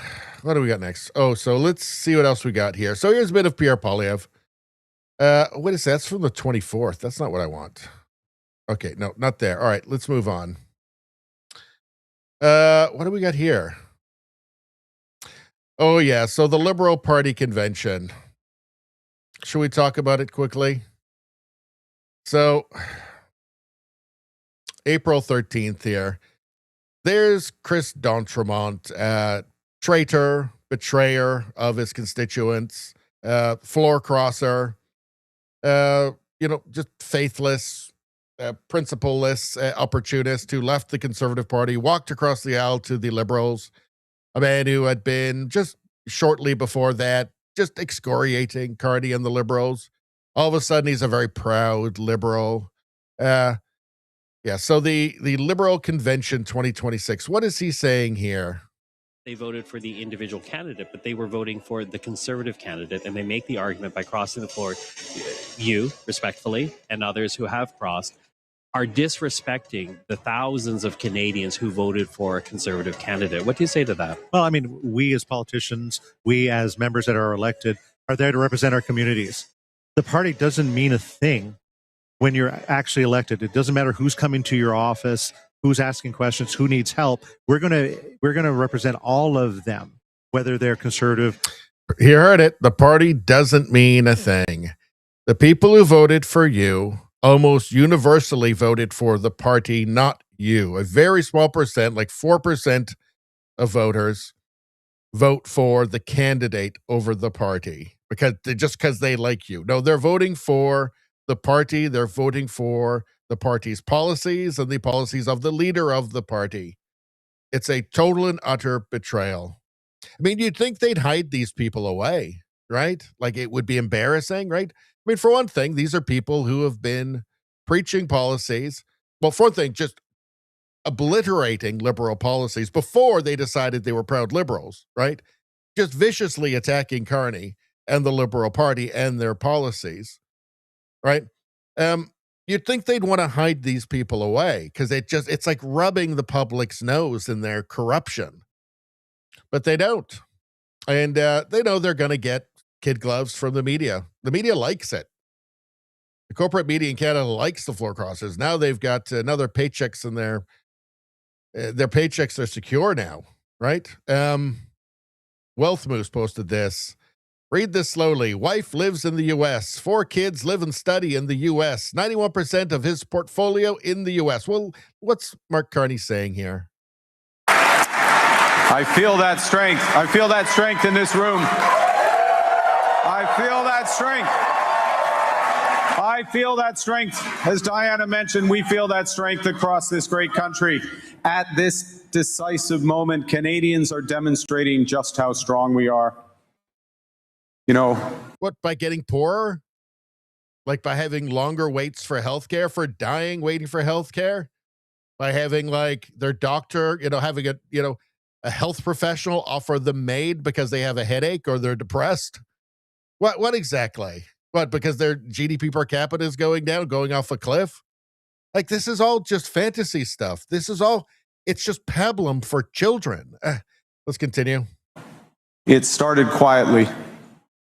People choosing a wine from the Okanagan over one from California. Well, actually, they just took those wines off the shelves. So there's that.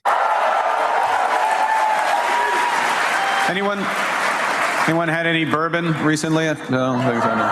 Oh, yeah, but I mean, they did just take those off the shelves, right? So you couldn't actually buy it, right? It wasn't Canadians choosing not to. They literally couldn't, but okay. Sorry. A family planning a vacation to Prince Edward Island instead of booking flights to Florida.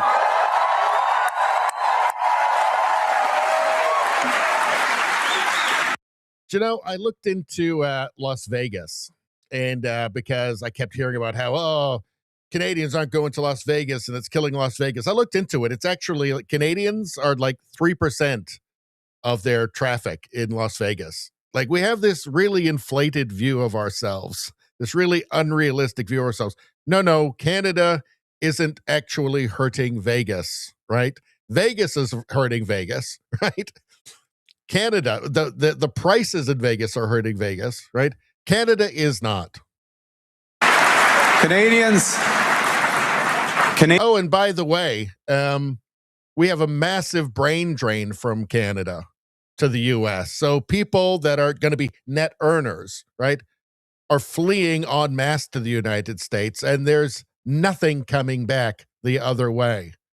So just everything that Mark Carney, everything that he says is a lie or is misleading in some way. Canadians are rediscovering our country. The Cabot Trail in October. The Columbia Ice Field in June. Is this for real? Like, is this even real? Like, I guess he's probably not going to mention, 2 million Canadians using food banks every month.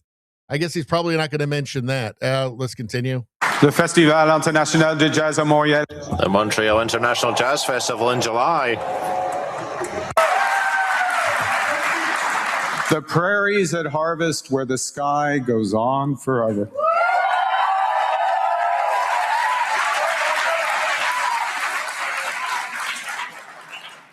You know, Canada's tourism sector had a record-breaking summer, 50,000 more train rides, 13% more visits to our national parks, 15% more visits to our national museums. Is this for real?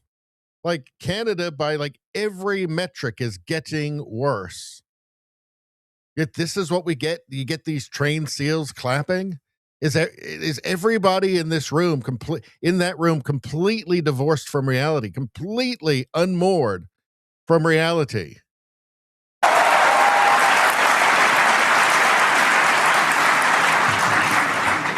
Small individual acts of solidarity, but repeated millions of times.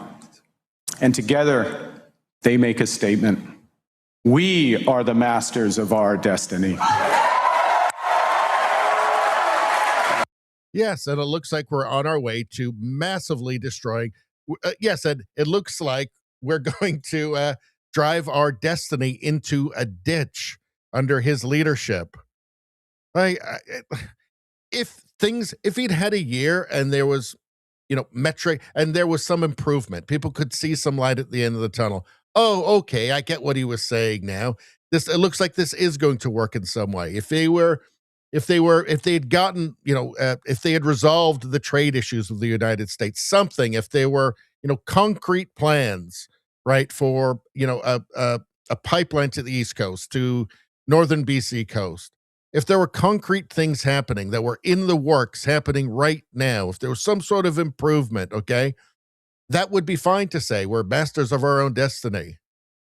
That would be fine. But none of that is happening, and everything is getting worse. There's no improvement on anything, not a single file. Everything is getting worse. I mean, it's surreal to have him stand up there and say that.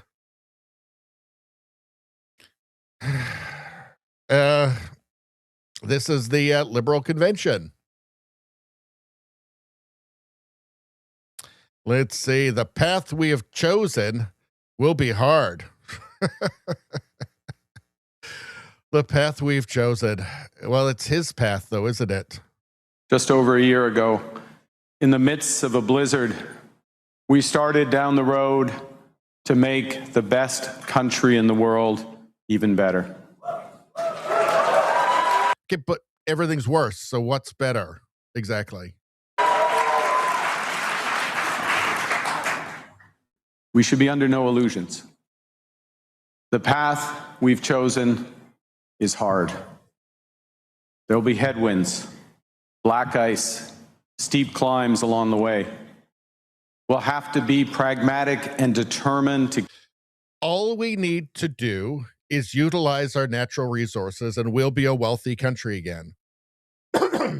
All we have to do is make sure we keep access to the United States to, 85% of our products being tariff-free, and come to some reasonable agreement on things like steel, right? That's all we have to do. We don't need to have a hard road. This is all bullshit from him, right? This is all the stuff that just sets the stage for him taking the national credit card, racking up our debt, as he's doing already with his doubling the deficit from what Trudeau wanted, and now it's actually far more than that because he's adding a bunch of stuff onto it as well. This is all just setting the stage, right, for maxing out the national credit card to pay for net zero boondoggles that will enrich him and his friends, Brookfield. That's all this is, right? He's warning us right now. He's setting the stage for things to get much worse. Much worse. They don't need to. None of that needs to happen. It needs to happen for him and his goals, his personal goals, and his personal ambitions. But it doesn't need to happen for Canadians. It doesn't need to happen to the entire country, right? Utilize our resources, right? make sure that we deal with trade with the United States and make sure that we keep access to that market, we'll be okay. We'll do well. We'll prosper. We'll be wealthy again. Create a positive business environment in Canada. So get rid of the carbon taxes. Why are we doing this? Nobody else is doing this. It doesn't make any sense. Making your products more expensive does not make them more competitive. I don't care whether or not Mark Carney has a PhD in economics or not. A layperson can tell you, making your product more expensive does not make it more competitive. Everybody knows this. And then just a bunch of clapping seals, as he's explaining to them that their lives are going to get worse for no reason. Well, it's not no reason. Their money needs to go to subsidize Mark Carney's net zero goals, his net zero finance goals. Keep moving forward. But this is the journey that we must make, because we are meeting in the middle of a transformation that will define our country for generations.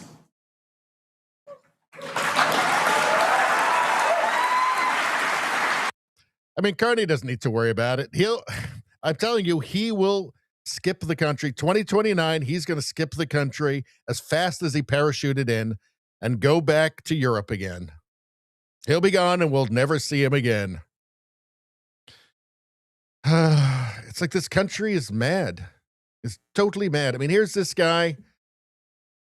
Hold on a second. Here's the latest floor crosser, the latest traitor, betrayer of their constituents. This supposedly very conservative, most conservative in the Conservative Party, Marilyn Gladu, who decided she's actually a super liberal, is going to vote for all the things that the liberals want.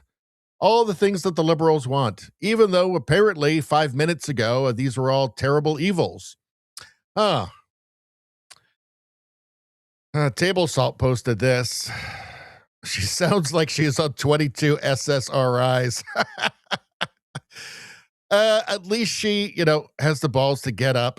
And maybe she has balls. I don't know. But at least she had the guts, and she's definitely got the guts to get up there and give this a bizarre performance. The things he's driving forward, fast-tracking, building, nation-building projects. None of that's happening. Fast-tracking. Really? Really? Fast-tracking. Wow. Diversifying our trade, strengthening our defense, combating crime, and building more homes. These are the...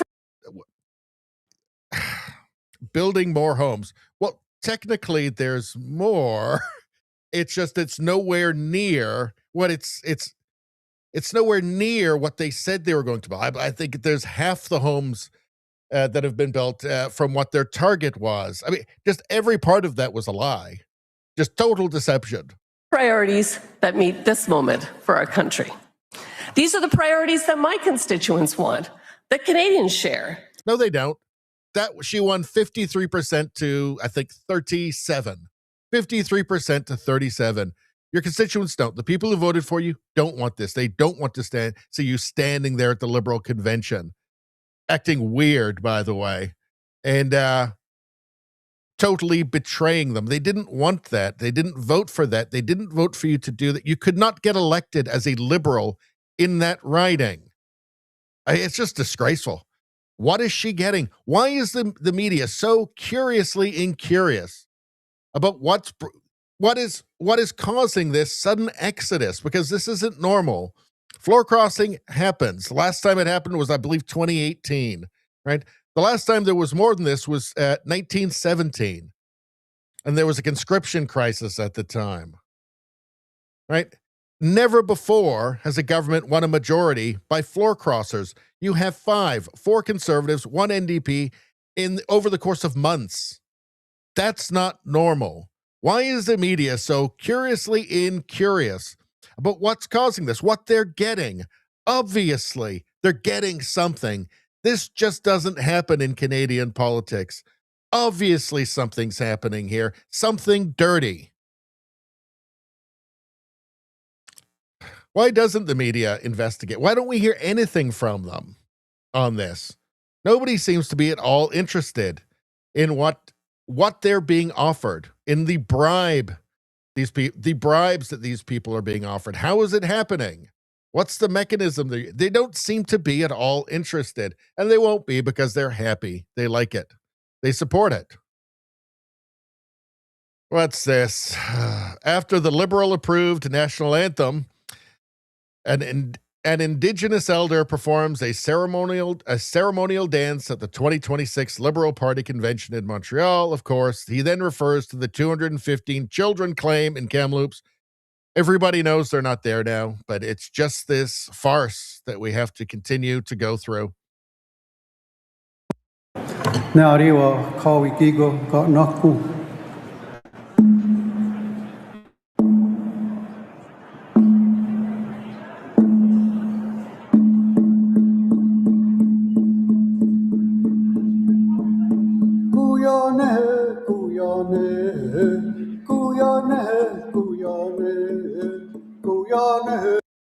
Why does almost every chief in Canada look like the proprietor of a British pub? And so, has anybody else noticed this? It's so strange.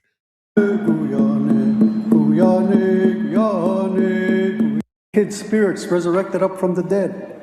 Every child muscles expanding and contracting. The snow comes, the snow goes, the snow comes, the snow goes. Caribou, fish, birds, forest, trees. When we look up, as I said, that's extended family. So we're all participating in this sacred. Okay, yeah. Dallas Brody, insane yet not surprising. The federal Liberal Party is pushing the Kamloops 215 grave hoax at their national convention in Montreal. Stop the land acknowledgements, stop the reconciliation grift, stop spreading anti-Canadian hoaxes.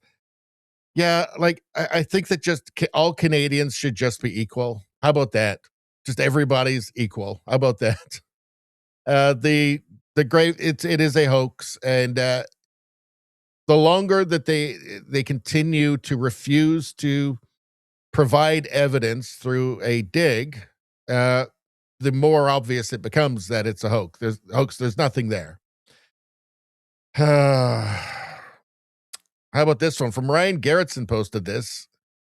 Melanie Jolie today at the Liberal convention. She's protecting jobs for steel and auto workers. 1,000 people were recently laid off from Algoma Steel. 3,000 auto workers from Brampton. Oh yeah, and they're bringing in all those Chinese EVs. That's going to be great for the auto industry in Canada. All of their federal funding didn't save any of those people, but she'll get up and say everything's great. So everything's great. So now, how do we protect jobs? We will continue to protect jobs in the sectors that are tariff. If you are in the auto sector, if you're in the steel sector, dans le secteur de l'aluminium, the aluminum sector, things are hard right now. And we need to make sure that we provide hope and that we have a really good plan. We've been working with many, many companies from Algoma Steel in Sault Ste. Marie. Anybody from Sault Ste. Marie here? Yes. So Northern Ontario. To Hamilton, anyone from Hamilton? Y a-t-il du monde Saguenay-Lac-Saint-Jean? Anybody from Saguenay-Lac-Saint-Jean in Quebec in the aluminum sector? Of course. And so we've been working with many companies from Algoma Steel to obviously the different auto. Okay, great. That's great. Let's see. 1,000 people laid off from Algoma. Let's see. 3,000 auto workers from Brampton. So it's not working. So I guess shut up. I guess just shut up. Oh, Mark Carney's wife just spoke at the Liberal convention in Montreal. The Borg Queen. I knew I recognized her from somewhere. Canada is leading the way with bio-digital convergence. We are paving the way for a new world order. Resistance is futile. Canada. Oh, resistance is futile. Well, that's apparently it really is, actually. They'll just buy off the people that you voted for. So they can have total control. Well, here's Mark Carney's wife, Diana Carney. If we can stomach it, let's watch this. I have been told of university students already being required to read my husband's now quite famous Davos speech. God. Doesn't surprise me, actually. Doesn't surprise me. I mean, universities have been degraded to that level, to such a level that I'm not surprised by this.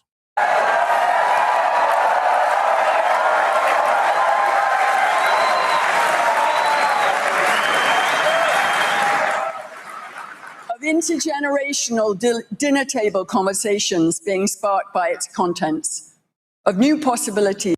Yeah, it's great. Yeah, standing up to those hegemons, except China. And with them, you want to be in a new world order, apparently. But which he didn't mention in the speech, but apparently that's what he meant. It's just embarrassing. It's just embarrassing. Talk about living a lie, huh?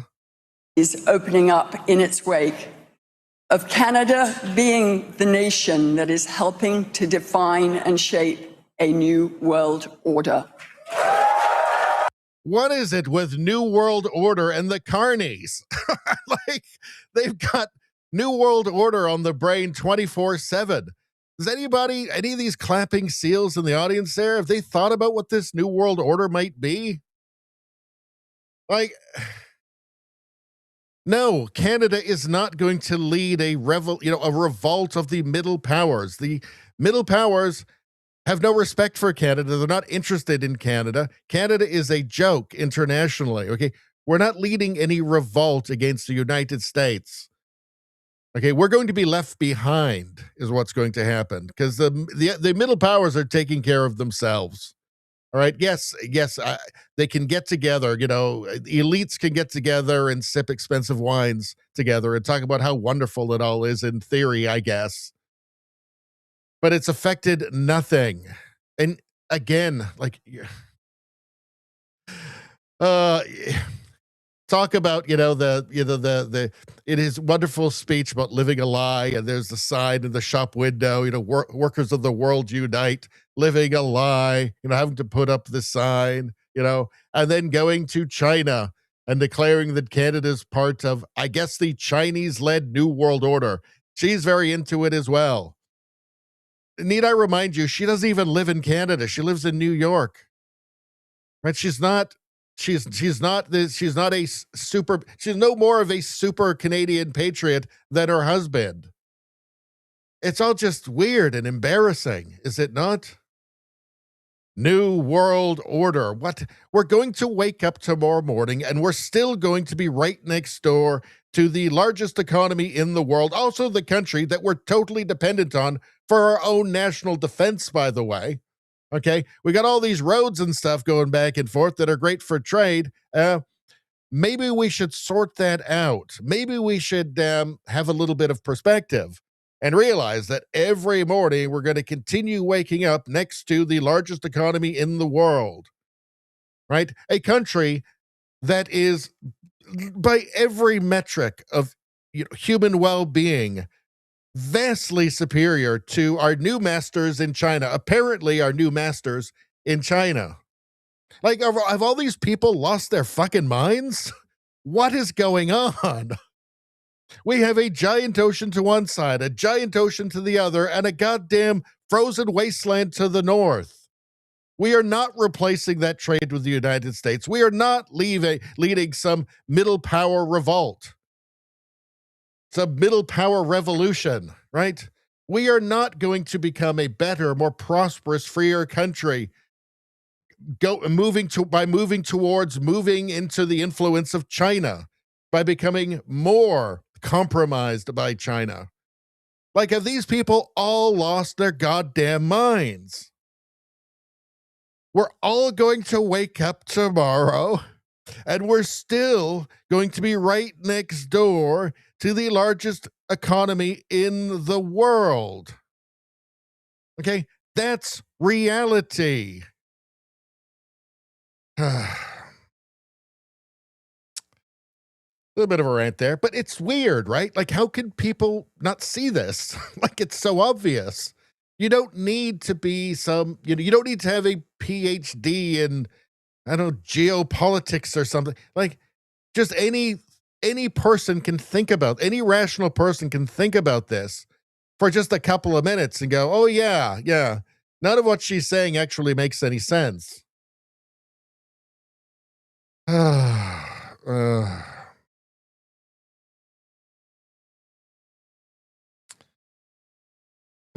Let's see. All right. Yeah, and then this guy here, he wants to imprison young Canadians. This was posted by Table Salt. He wants to lock Canadian workers in Canada by forcing them to pay $500,000 to work in the U.S. This is from a guy who is an executive at Google and who doesn't live in Canada. So a guy who just wants to pull up the ladder after himself. He's perfect for the Liberal Party. How about, okay, what is he saying? We as Canadians have subsidized my education to the tune of, you pick the number, $500,000, right? 500,000. And if it's a graduate student, go up, right? 30,000 TN go to the US every year. You want to save yourself $5 to $10 billion? Shut the TN program. And then keep them in, or make them pay their $500,000 so that if they leave. I'm okay with that. You want to go to the US? Give me back my money. Like my dad, my mom, leave. Yes, lock them in. All healthy, successful, prosperous countries have to lock their citizens inside, who have to try and prevent them from fleeing. All of these successful people, all the people who have the ability to flee, all great countries have to prevent people from fleeing them if they want to have any kind of success in the world.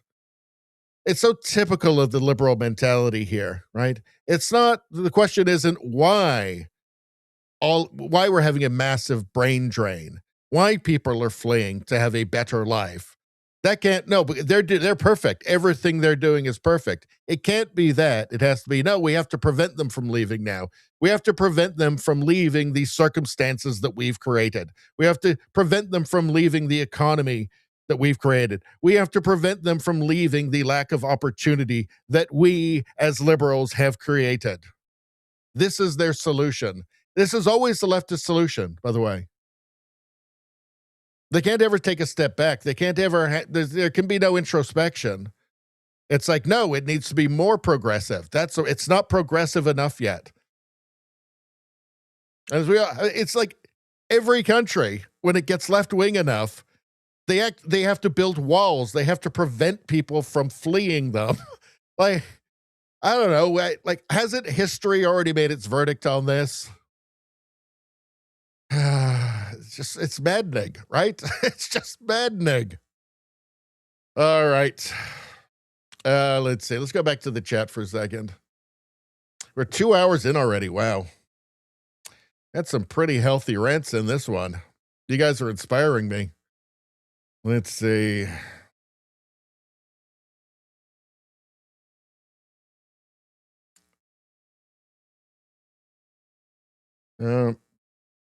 Let's see. What are you guys talking about? I'm just trying to find where I left off in the chat. All right, Trudeau Survivor. Carney says, Canada's doing great. Also, Carney, the path ahead is hard. Black ice, steep climbs. Well, he's mentally preparing Canada for the effects of his policies as he loots this country. Let's see. Radio Streamer says, I hope things get better for you all up there. And they're not going to. Canada has to hit rock bottom now, I'm convinced. Has to hit rock bottom. That's the only thing that will wake people up at this point. It's just how low is rock bottom? I don't know. Nevada says, hey, radio, Greenland is looking greener every day. They want to, Nevada desperately wants to take over Greenland. Let's see.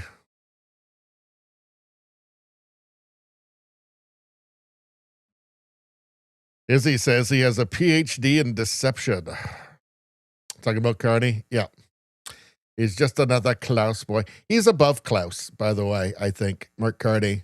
I don't think people realize how high he was in the globalist hierarchy. He was very high. I think he was above Klaus Schwab, who penetrated the Trudeau cabinet. I think Carney was above him, actually, because of his finance connections.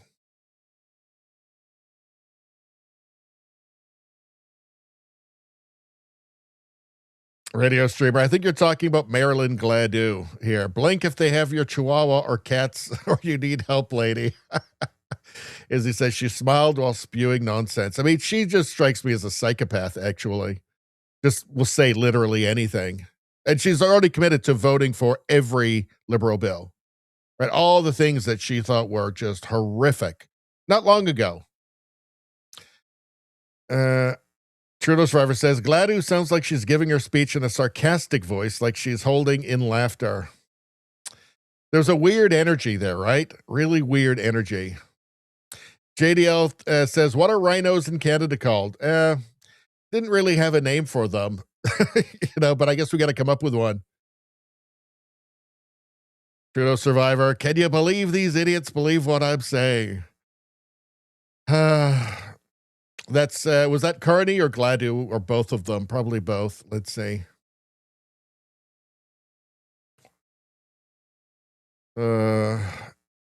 Let's see.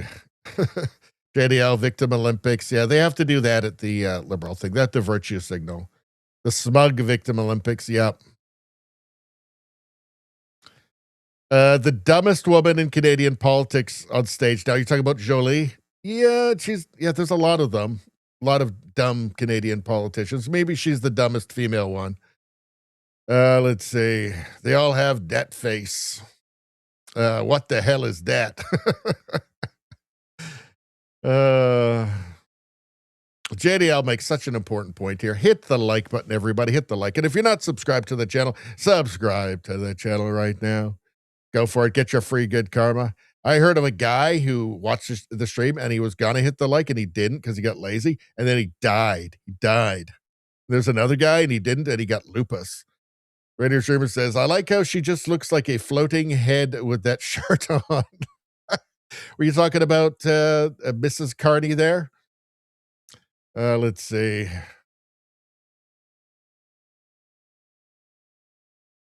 Dame Pam says, New World Order equals a one money system and a new world and a one world leader. I think they look at China, people like Carney, with just total envy at the level of power that they have. I think that they like that there's capitalism. I think they like capitalism with Chinese characteristics, and they certainly like the totalitarianism. And I think that they just slaver when they look at China and the level of control there. And I think that's where it's heading, which it's basically neo-fascism. Fascism was always just a sister ideology of communism. It's not by accident that the Nazis were called National Socialists. I think it's this kind of Chinese style kind of neo-fascism. I think that's where it's going. That's what they want if they're allowed to do it. Yeah, I think that they want the advantages of having this kind of very closely connected capitalism with the totalitarianism of communism. And the social credit score, as he says, let's not forget about the social credit score. Let's see. Steve, how you doing, Steve? So Carney is required reading, but if they said that Shakespeare or Thomas Sowell were required reading, will they clap? No, they would not clap for that. But Carney's required reading because people have too many brain cells. They need to lose them. So they need to read Carney, his Davos speech, and his book Values.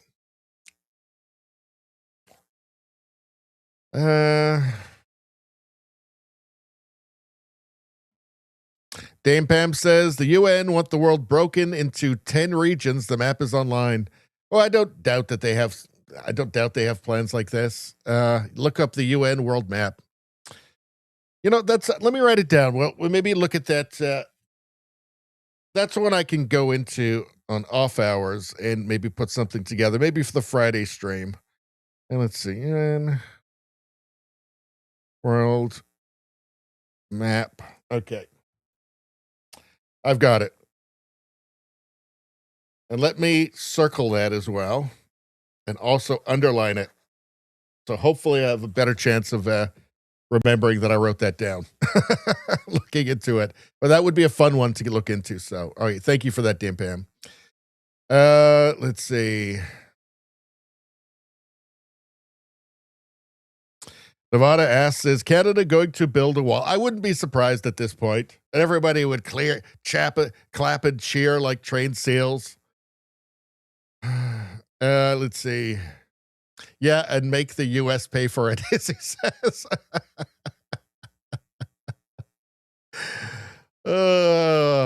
Let's see.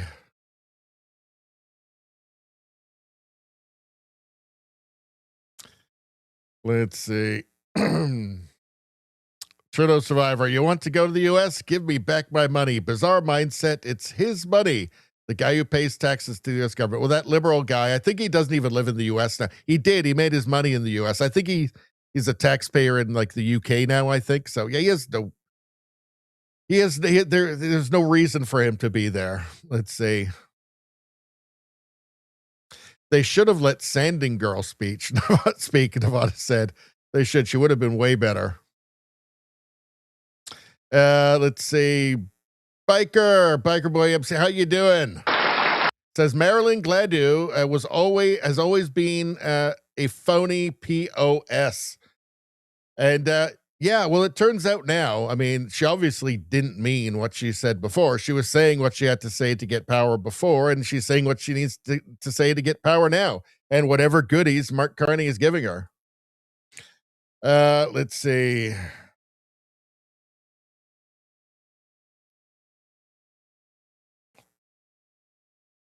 Says Biker says technocracy, communism, same difference. Well, we know that Carney is sympathetic to Marxist ideas. I wouldn't call him a communist, but he's sympathetic to some ideas. I mean, he certainly, he references Marx, I think, like once or twice in that values book, and he doesn't have anything negative to say. Let's see. Dan Pam says, my dad was a globalist. My mom left him as he had several mistresses. We traveled a lot. I'm sorry to laugh. We traveled a lot, and he was treated like a king. It's just globalist and then just bad person. That's what made me laugh. Let's see.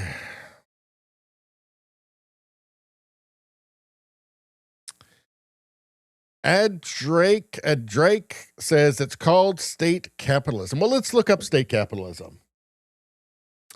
Hold on.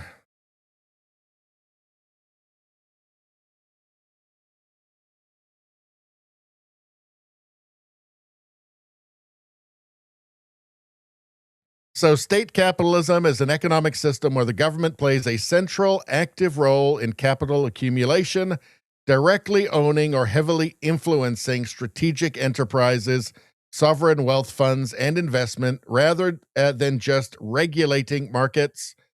Unlike centrally planned economies, it uses market mechanisms, competition, and private sector activity, but directed towards state goals. Well, that does sound exactly like China, doesn't it?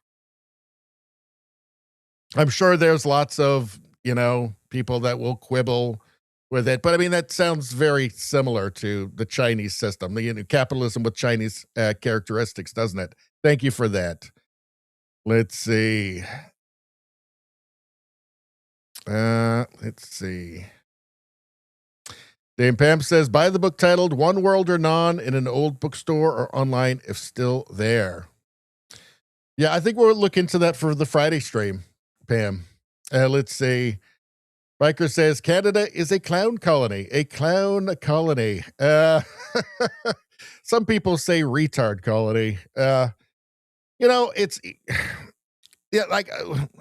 What I will say is I will never, after the last election, I will never overestimate the discernment of the Canadian voting public again. There's lots of great Canadians. Look, the Conservatives got the most votes in 40 years.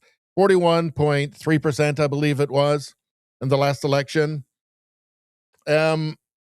So it's not all of Canada. it's just enough of it, right? And really the thing that prevented Pierre from winning was the consolidation of the left under Carney, right? Just at the last, all of the, by the beginning of the election, all of the, the union vote, all of the working class vote that was going to leave towards the conservatives already had, and they stayed with the conservatives. What happened is that NDP voters saw the possibility of a conservative government and strategically voted just to prevent that, because they've been brainwashed and deranged about anything connected to the word conservative, unfortunately. Let's see. Rosie says, off topic, learned today that Jackie Kennedy and Aristotle Onassis had a marriage contract with 170 different points. Really? I guess it was true love. That's interesting. Thanks, Rosie. Let's see. Biker says he's a neoliberal technocrat. He's certainly a technocrat, sorry. He's a self-described, I've shown you guys the video a billion times, self-described elitist globalist. So, and he thinks that's exactly what Canada needs. I've shown you the video. Let's see. Izzy says 170 points. I'm sure he only had one. That's when you know it's true love. All right, where are we going next? Let's see. So I think that we did all of this that we needed to do. Okay. We're going long tonight, it looks like. 2 hours and 12 minutes. I had some extended rants tonight, so I think that explains it. So let's go to the States. Let's go to DOGE. So Tim Burchett is the chairman of DOGE now, and he just seems to be getting more and more exasperated by the day. The problem is that he can see all of this waste and fraud, and he's just fought he's just being fought by, it seems like just the system itself, every step of the way at trying to do the right thing. Apparently it's, you're not allowed to do the right thing. And he just appears to get more and more exasperated every second. Johnny Midnight posted this clip. Let's take a look. Recognize the gentleman from Tennessee, Mr. Burchett, for 5 minutes. Thank you, Chair Lady. Mr. Roman, are you aware that we are sending $40 million a week to the Taliban? Yes, sir. Can you name other instances of foreign aid going to terrorist organizations? We have assisted al-Shabaab in Somalia. There's been instances of the Hamzi network in Sudan, Hamas, Islamic Jihad, Hezbollah, Kataib al-Hezbollah, Hayat Tahrir al-Shams in Syria. Dozens of terror organizations have received indirect assistance from U.S. foreign aid.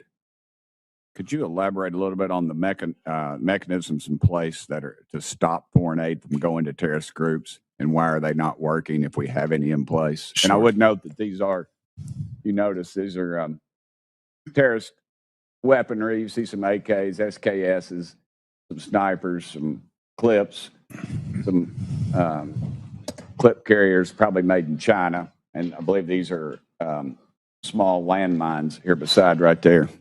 Let's use Gaza as our case study. $2.1 billion in American taxpayers' money to Gaza since October 7th when Hamas invaded southern Israel.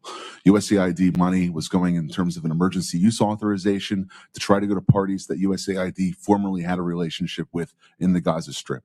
They had to have been vetted by OFAC. They should have been vetted against the special designated terror list from the State Department and from other Treasury organizations.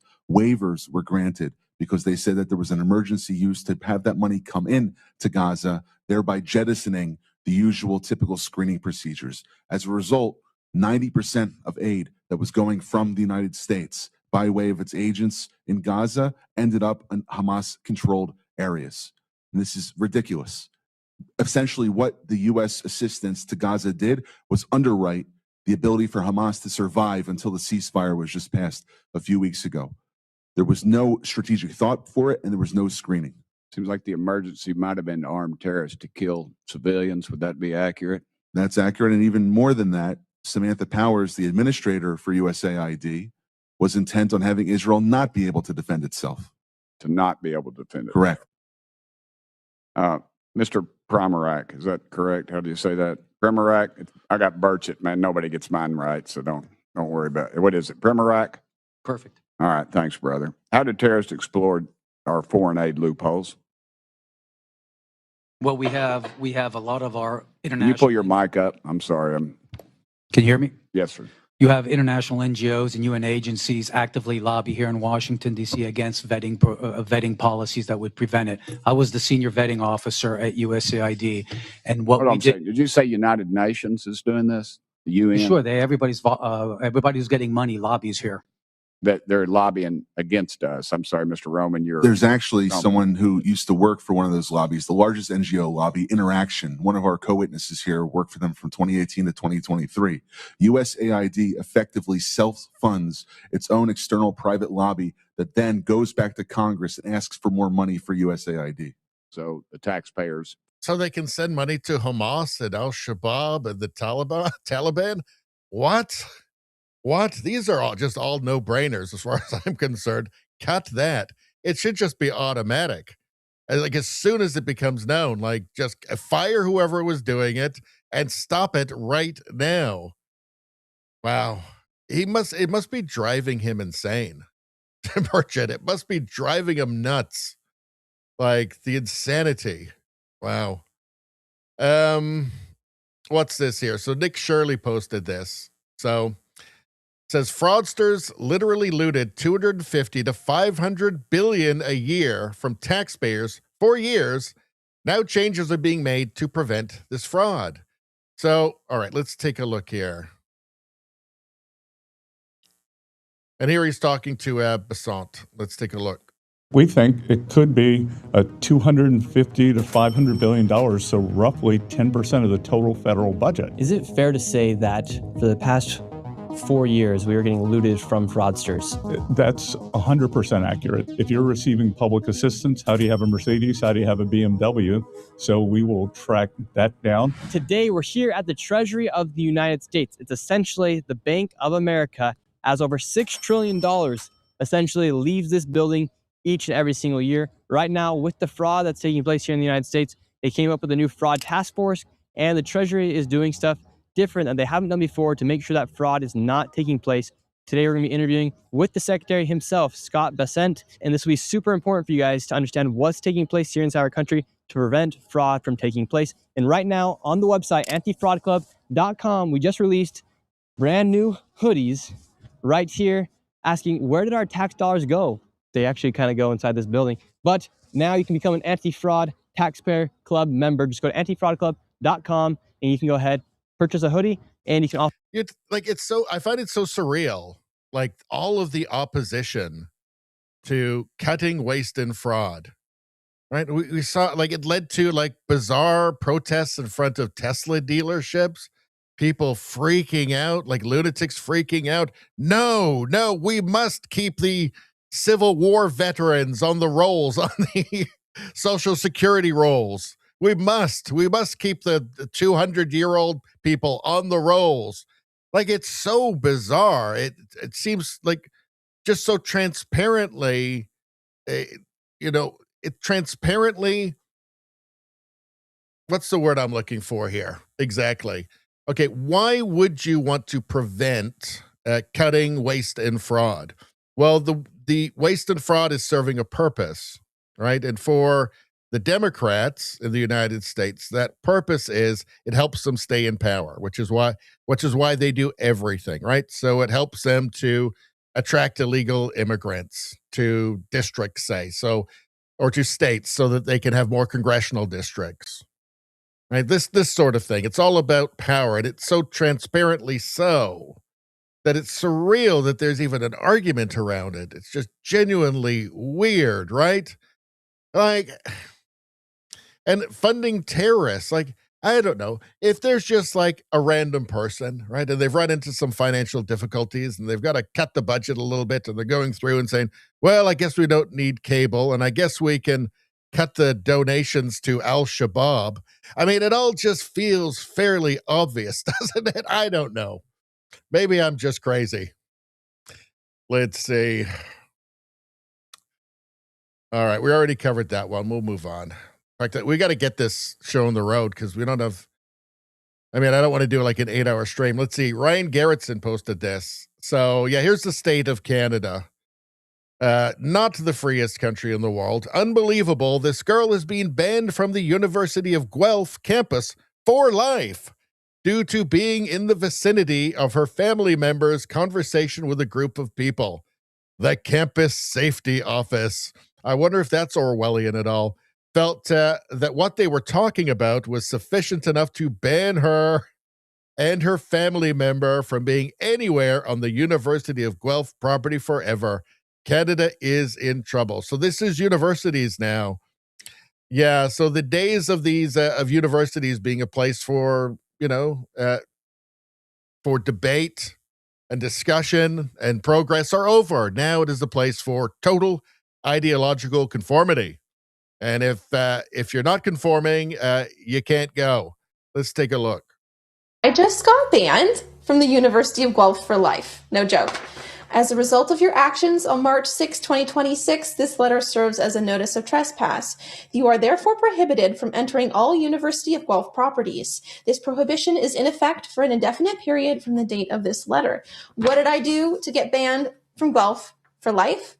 Well, on March 6th, about 7 o'clock, I was in the parking lot with a member of my family. This member of my family started up a conversation with some Middle Eastern girls in the car beside me. That conversation was about the war in Iran, and apparently that conversation was unwelcome. It wasn't said that it was unwelcome at the time, but afterwards we learned that conversation was unwelcome. It was reported, and both the member of my family and myself are now banned. I did not take part in this conversation. I was in fact quite physically removed, although I heard it. I was about 10 feet away, and I still heard the conversation, and as a result, I am banned. Who knew? You can actually get banned from a university for listening to an unwelcome conversation in Canada. This is just great stuff, guys. Unwelcome. Just call them Stalin centers. I mean, this is totally Stalinist, right? Just call them Stalin centers now. Or, I guess, indoctrination centers. Stalinist indoctrination centers. Just call them that. I mean, you can't pump out a new red guard of revolutionaries every year and not end up with a bunch of commies in your society. You can't. You can't let them take over every institution, right? I mean, and by the way, for all of the elbows up people, this stuff all comes from American universities, by the way, right? It's all imported. The Canadian leftists are the most American people outside of America. Maybe even more so, like American leftist, right? They are all just clones of American leftists. I don't think they see it. I don't think they see it. I mean, this is shocking, right? Canada used to be a free country. How can you say it's a free country when this sort of thing is happening? It's embarrassing. It's embarrassing. This is unhealthy. Like, it is a very, very bad thing for a society when people feel too afraid to accurately describe reality as they see it. Too afraid to stick their heads up because they're worried about getting their head knocked off. That is not healthy for a society, okay? You end up with an uncreative, unproductive society. This is why China has to steal all of their IP, right? This is why China has to steal all of their technology, right? Because you have a society where people are afraid to put their heads up, to stick their heads up, to be at all different, to not conform. And this is the way, well, this is apparently what Canada is now. We're certainly moving in that direction. It's not good. It doesn't bode well for our future. And of course, it's totally obscene. All right, we already covered this one. All right. Go back to the chat for a second. What are you guys saying? Biker says, so much for Section 2B of the Charter. Well, Section 1 of the Charter says, underneath, basically to paraphrase, you have all the rights listed below, unless the government says you don't. And that's Section 1 of our Canadian Charter of Rights and Freedoms. It's a joke. We don't have any. That's the problem. I mean, we've basically been going on the honor system. Until Trudeau, we were basically going on the honor system, basically. It's just that we had, leaders that not all of them were great, that's for sure. Trudeau's dad, or supposedly his dad, Justin Trudeau's supposed dad, Pierre Trudeau, was, I would say that he was not, he was, after his son, the worst leader, but he wasn't as authoritarian as Justin, right? So we were kind of going on the honor system, and just again, everybody understood that, it's free speech. Like, you have to be able to accurately describe reality as you see it, right? Even if other people don't like it. And that's gone now. Let's see. Avada says, sounds like they did her a favor. Yeah. Trudeau Survivor says, in 2024, Guelph students established the People's Plaza for Palestine on campus, calling for the university to divest from companies linked to the Israel-Hamas war. That was basically all of them, wasn't it? Rosie says, Tim Burchett is the representative of my district. He also knows Todd Howell. Well, no wonder you're always sending in Tim Burchett stuff, which is okay, by the way, because I like Tim Burchett. Let's see. I wonder what he thinks. I wonder what Todd Howell thinks of Tim Burchett. I don't know. Let's ask him. An absolute legend. Well, you heard it. You heard it from Todd Howell. It's got to be true. All right. I got to skip down a little bit.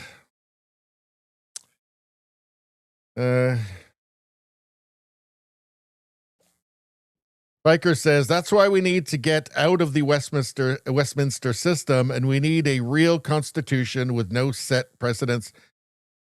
I think you got a point. I think you got a point. Clearly, the system has been broken at this now. I mean, democracy is for sale in Canada, right? The system has been exposed by the worst people this country has ever produced. Right. So the weakness in any system really is always the people. Right. And again, like we don't have a First Amendment in Canada.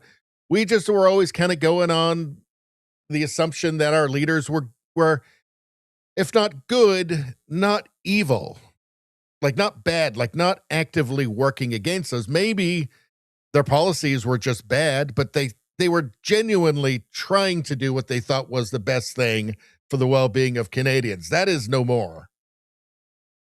That is no more. So this really, since Justin Trudeau came in and remade the Liberal Party into his radical progressive image, and the country has been remade into Justin Trudeau's radical progressive image, and that's continuing under Turbo Trudeau, Mark Carney.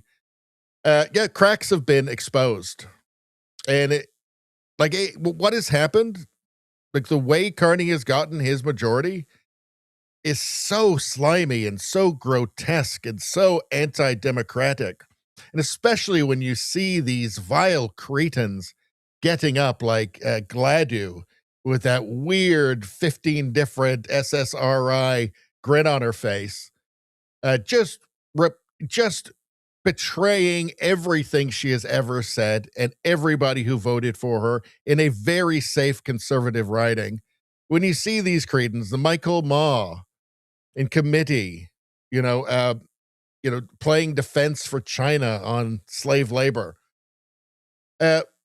These are the worst people Canada has ever produced, and it's exposed the cracks, and we can't just expect that our leaders are going to be not evil. I mean, just the very least that you would hope for. Well, at least he's not evil. At least she's not evil. I mean, just the very least. We can't even count on that anymore. Now it's like, oh, God, yeah, they're evil. These are just bad people. So we need, I think Biker, bringing up a very important point here. I mean, at the very least, we need some sort of constitutional crisis just for the land title issue, right? Just for that alone, we need that. But it's broken and it's gonna need to be fixed. So this shit can't happen again. And we need we absolutely need a real constitution. Biker is 100% right on that. The Charter of Rights and Freedoms is not worth the paper that's written on. It's not worth the ink that it's written with. It's not valuable as anything but toilet paper at this point. Trudeau's proved that, right? The Trudeau proved that to us. Right? We can't be going off the honor system. We can't be going off trust anymore, right? We can't be going off just trusting that our leaders are going to be decent, right? It's been exposed that the Charter of Rights and Freedoms means nothing, right? Section 1 says all of these rights below, you've got them unless the government says you don't. That's not good enough. Right? We need a First Amendment, whatever that would end up being in Canada. We need that in Canada, first and foremost. Before anything else, we need that. Because if you ain't got free speech, you got nothing. So, yeah, I mean, I'm not black-pilled. I believe that we can save this country, right? I think we can save this country. I think Canada needs to hit rock bottom first. We can do it, but there's got to be a lot of work that needs to be done. And it can't be business as usual when it happens. The Canadian people now, it has been shown without a doubt, must be protected against the Canadian government. And that's whoever is in power.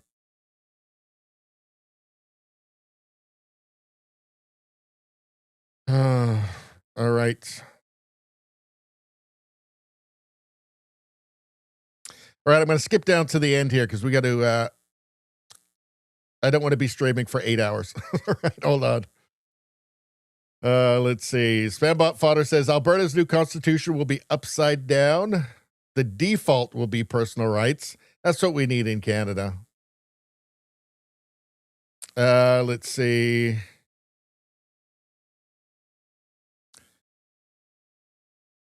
All right.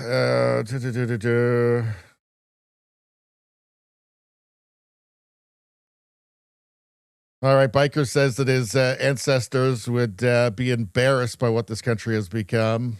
Yeah. All right.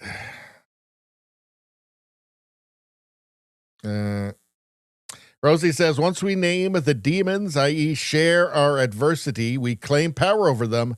We know who wins. The steps to the final win are the most difficult. Keeping focused is paramount. Yes, I think Rosie's 100% right here. I mean, what's the option, right? What's the other option? I mean, let's see. Dame Pam says one must never give up hope. Yeah, 100%. There's no other option. Like, it just has to be done. Rosie says the main thing is to keep the main thing the main thing. Yes, hope. Exactly. Thank you. All right. Let's move on. What do we got next? So we did that. We did this. We did that. So just quickly on this, on the, what is this, woke mind virus bookmark? Yeah. Sam Taylor, Alan Cumming on how women have ruined feminism for him. And like, can these people hear themselves talk? But this is a great example of how the issue is never the issue. The issue is always the revolution. Let's watch. And by the way, these are the people who see themselves as the educated, discerning voters and citizens. Let's take a look. You know, I'm in my 60s, and I've grown up with, like, feminism was like still a sort of newish concept when I was a young man. And to me, I always remember thinking it's about equality. Whenever anyone would ask me what they, you know, I say, how can you not be a feminist? Because it's saying I'm against equality, right? So I'm a feminist. You're Lara's a feminist, of course, because you want equality. You want everyone to have as good a chance as you have and as good a life as you have. Now it appears just not trans people. Yeah. And that to me is so disturbing and such a betrayal of what I thought feminism was all about. I mean, you can't even throw on a wig and a sundress and walk into a woman's change room at the pool and show everybody your wiener anymore. I mean, you know, I'm for equality. So what this is the woke mind virus. So this is what happens when your mind is parasitized by an idea pathogen and you lose all free will and all agency. And now you just exist to serve and propagate the idea pathogen, the mind virus, to other smooth minds. That's what this looks like. So what did Sam Taylor say here? Alan Cumming on how women have ruined feminism for him. I mean, yeah, it's so bizarre. I mean, this would have been like a comedy sketch not that long ago. It's so absurd. It's so absurd. So like women, you know, in rape shelters not wanting men in them, right? That's ruined feminism for Alan Cumming. Okay. Okay. I guess so. I guess so. Oh dear. What do we got here? Oh yeah. So Mark Carney has brought down, he's removed 10 cents of the gas taxes that the liberals put on in the first place. So about a third of the gas taxes that the liberals put on.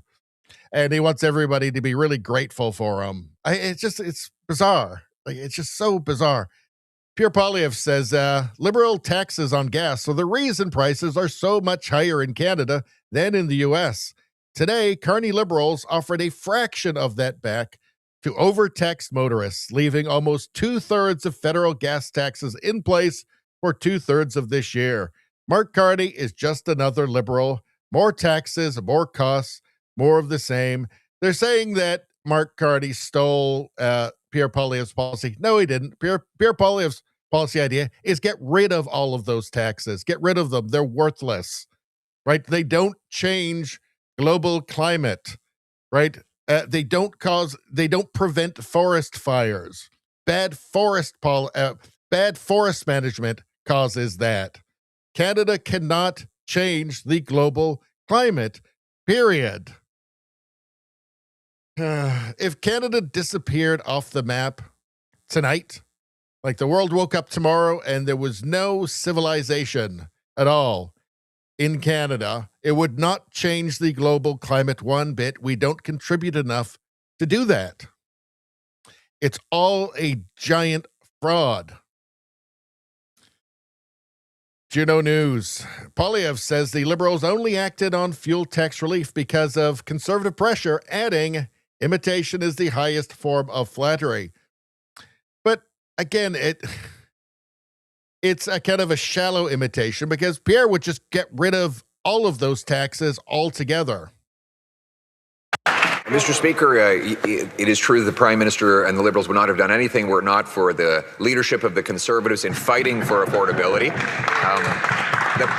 And it is true that imitation is the highest form of flattery.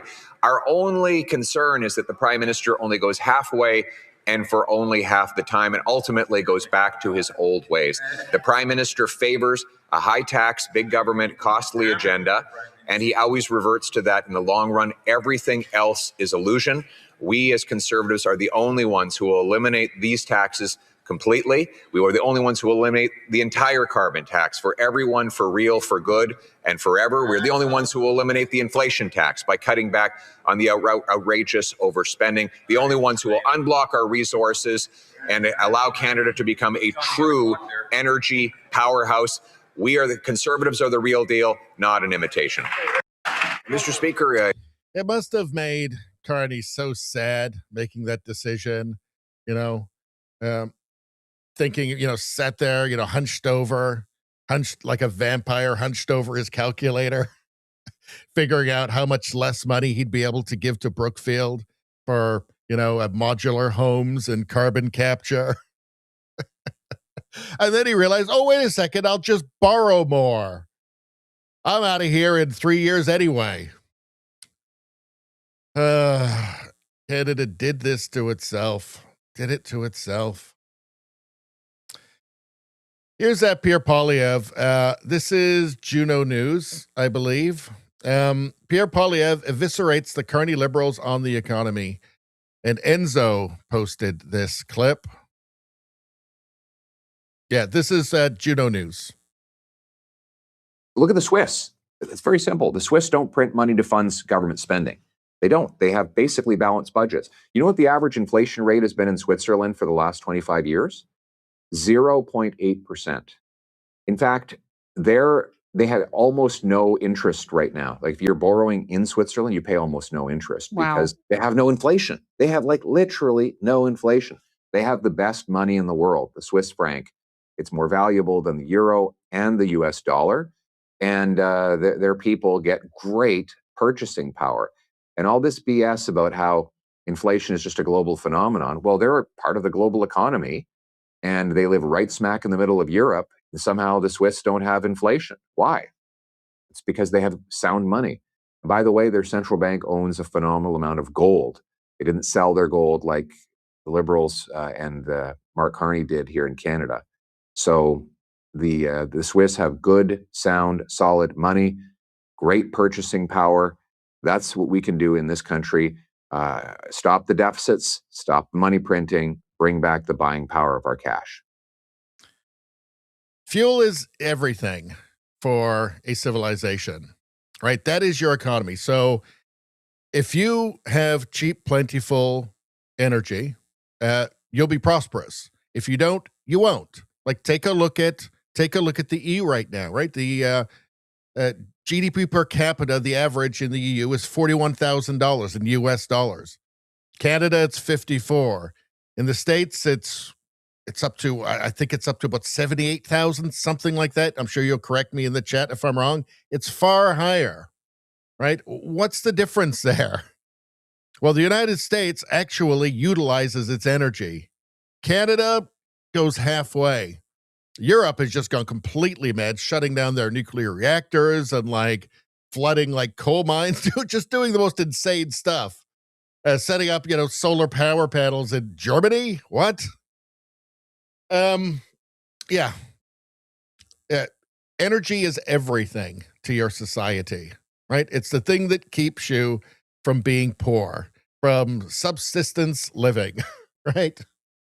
And we've got this little pause with a small reduction in fuel prices from liberal taxes that they put in place in the first place, right? Before they go back to increasing those taxes again, right? Increasing industrial carbon taxes, right? Forcing expensive, ridiculous new clean regulations, forcing carbon capture, which of course will just make a bunch of money for Brookfield, which in turn will make money for Mark Carney. All of this nonsense. Let's see. Biker says, so this is a good,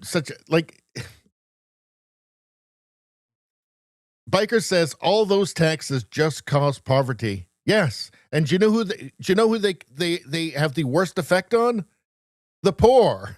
It causes greater poverty with the poor. They're the ones most affected by these taxes. Biker's right about that. Like, I don't want to ever hear about Mark Carney's credentials again, right? I don't want to hear about his PhD in economics, okay? Something's very wrong. Let's see.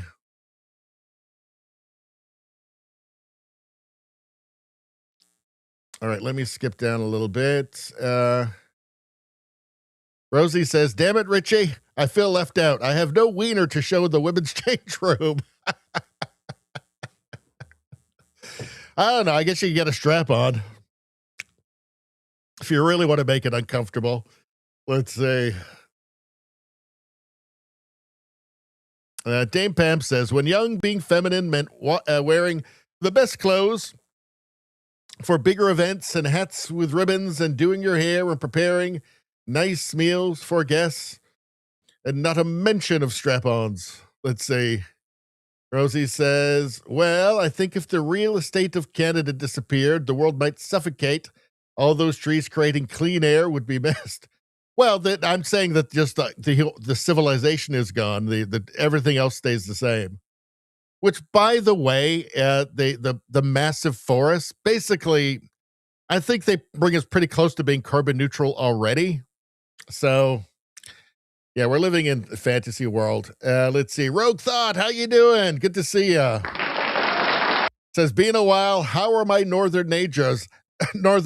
How are my northern neighbors? Not well. The insanity these liberal maniacs have never seems to run dry. It gets worse. I've been saying the entire time, ever since Mark Carney parachuted back into Canada from Europe, I've been saying he's Turbo Trudeau. Just read the first couple of chapters of Mark Carney's book, and you'll go, oh, yeah, that's where Trudeau got all of his idiotic ideas from. It's going to get better. I'm not black-pilled. It's going to get better. We're going to fix it. Dame Pam says, when I was young, using good manners were a sign of courtesy towards one another and welcoming them politely, and the boys held doors open and always made sure we got in safely. You can't hold a door open anymore, else they'll blow a whistle. Let's see. Biker says, I need to heat my shed, but I won't because diesel and furnace oil is way too expensive. I refuse to give them my money. It's crazy in Canada. In Canada, it's insane. Like, is there any greater example of Canada's insanity than our insanity around energy? All right. Spambot says, approaching midnight here, sleep beckons. Good Lord, something amazing, something beautiful has just happened. I woke up this morning. I had no idea all these wonderful things were going to happen on the stream tonight, but here it is. I can hardly believe it. I'm going to pinch myself. Is it real? Rogue Thought has donated a $10 Rumble rant. Good Lord. That means, obviously, I think we all know what that means. Rogue Thought is the best person ever. Let's go.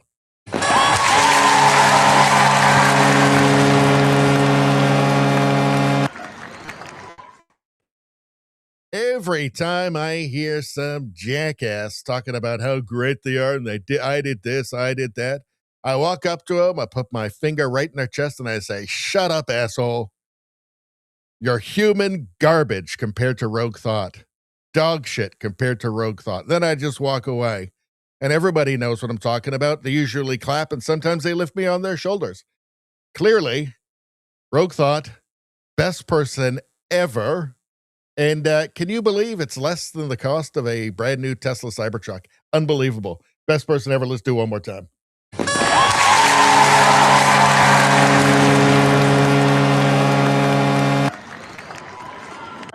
Oh, money. Oh, money. Oh, God, money.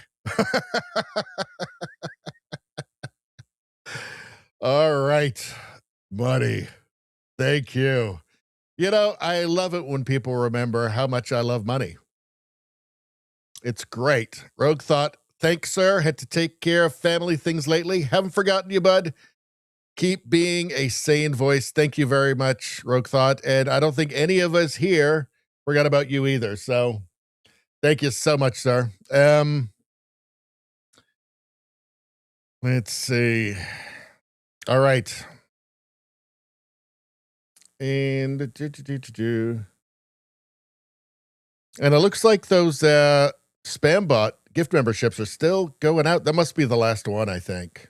That must be the last one. All right, a bit more chat. Okay.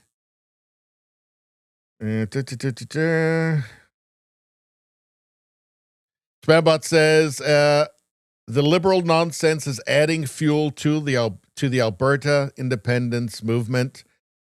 Well, you know, poverty is very motivating. right? Like, I think people will be surprised if it keeps going like this. I know the polls, I believe that they've got the petition has more than enough signatures now to get the referendum on independence. The polling doesn't look great right now. Even if it's off by like 15%, it still doesn't look great. But I think people would be surprised how motivating poverty is and how motivating Eastern arrogance really can be, right? And how motivating watching your society falling apart can be. We're not at the end of history, folks. Big things can happen. Let's see. Rosie says to Pam, all of that is being tossed to create equality and destroy the foundation of society, the family. Yep. I don't know what is so wrong with just accepting that, men and women, are different and they're complementary, right? You don't have to say one is better than the other, right? Like, you could just say we are a sexually reproducing species, sexually dimorphic. We're not exactly the same. We're complementary to each other. And that's awesome. What's wrong with that?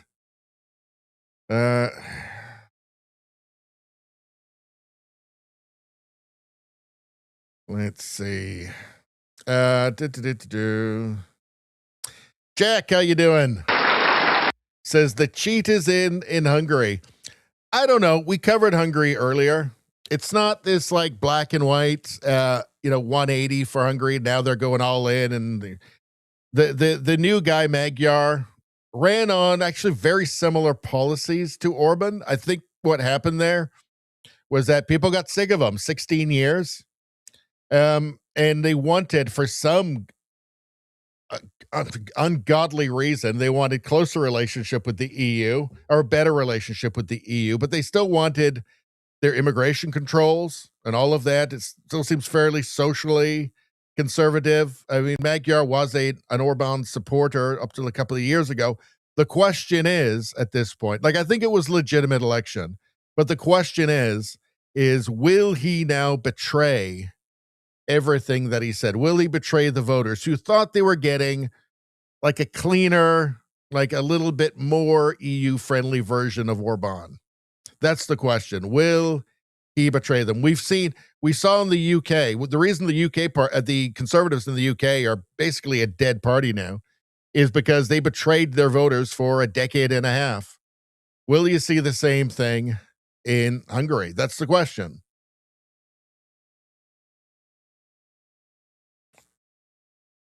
Biker says, I would say Trump derangement syndrome in Canada is stronger than climate derangement.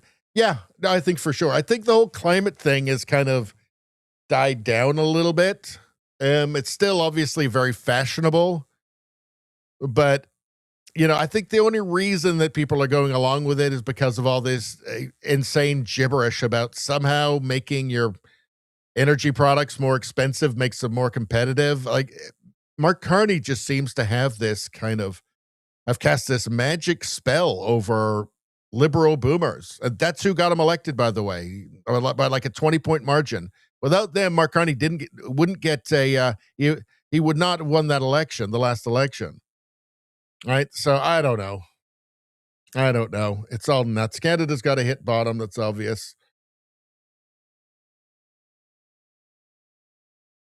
Let's see. Spambot says, sadly, feminazis have destroyed the incentives for men to act nice. Well, demonizing men. Thing is, it's not like it's all the women are like these nasty, mean misogynists, or what is it? Not misogynist. Not androgynous. I forget the word, but they don't all hate, like Canadian women, by and large. Canadian women don't, en masse hate men. Most of them love men, are awesome, right? It's just that the institutions have been taken over, all of them, including the media, and especially academia, especially liberal politicians, and you just get this constant stream of gibberish trying to convince us all that Canada's this evil patriarchy and it's men are trying to keep women back. I mean, if there's a patriarchy in Canada, we need a new one because it's doing a terrible, terrible job. Can we have an election or something and nominate somebody else? Let's see.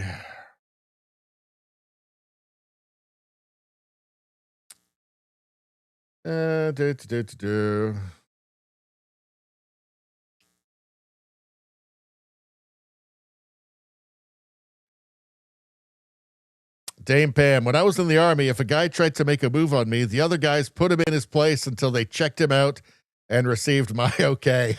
This one's all right. You can stop roughing him up. Let's see.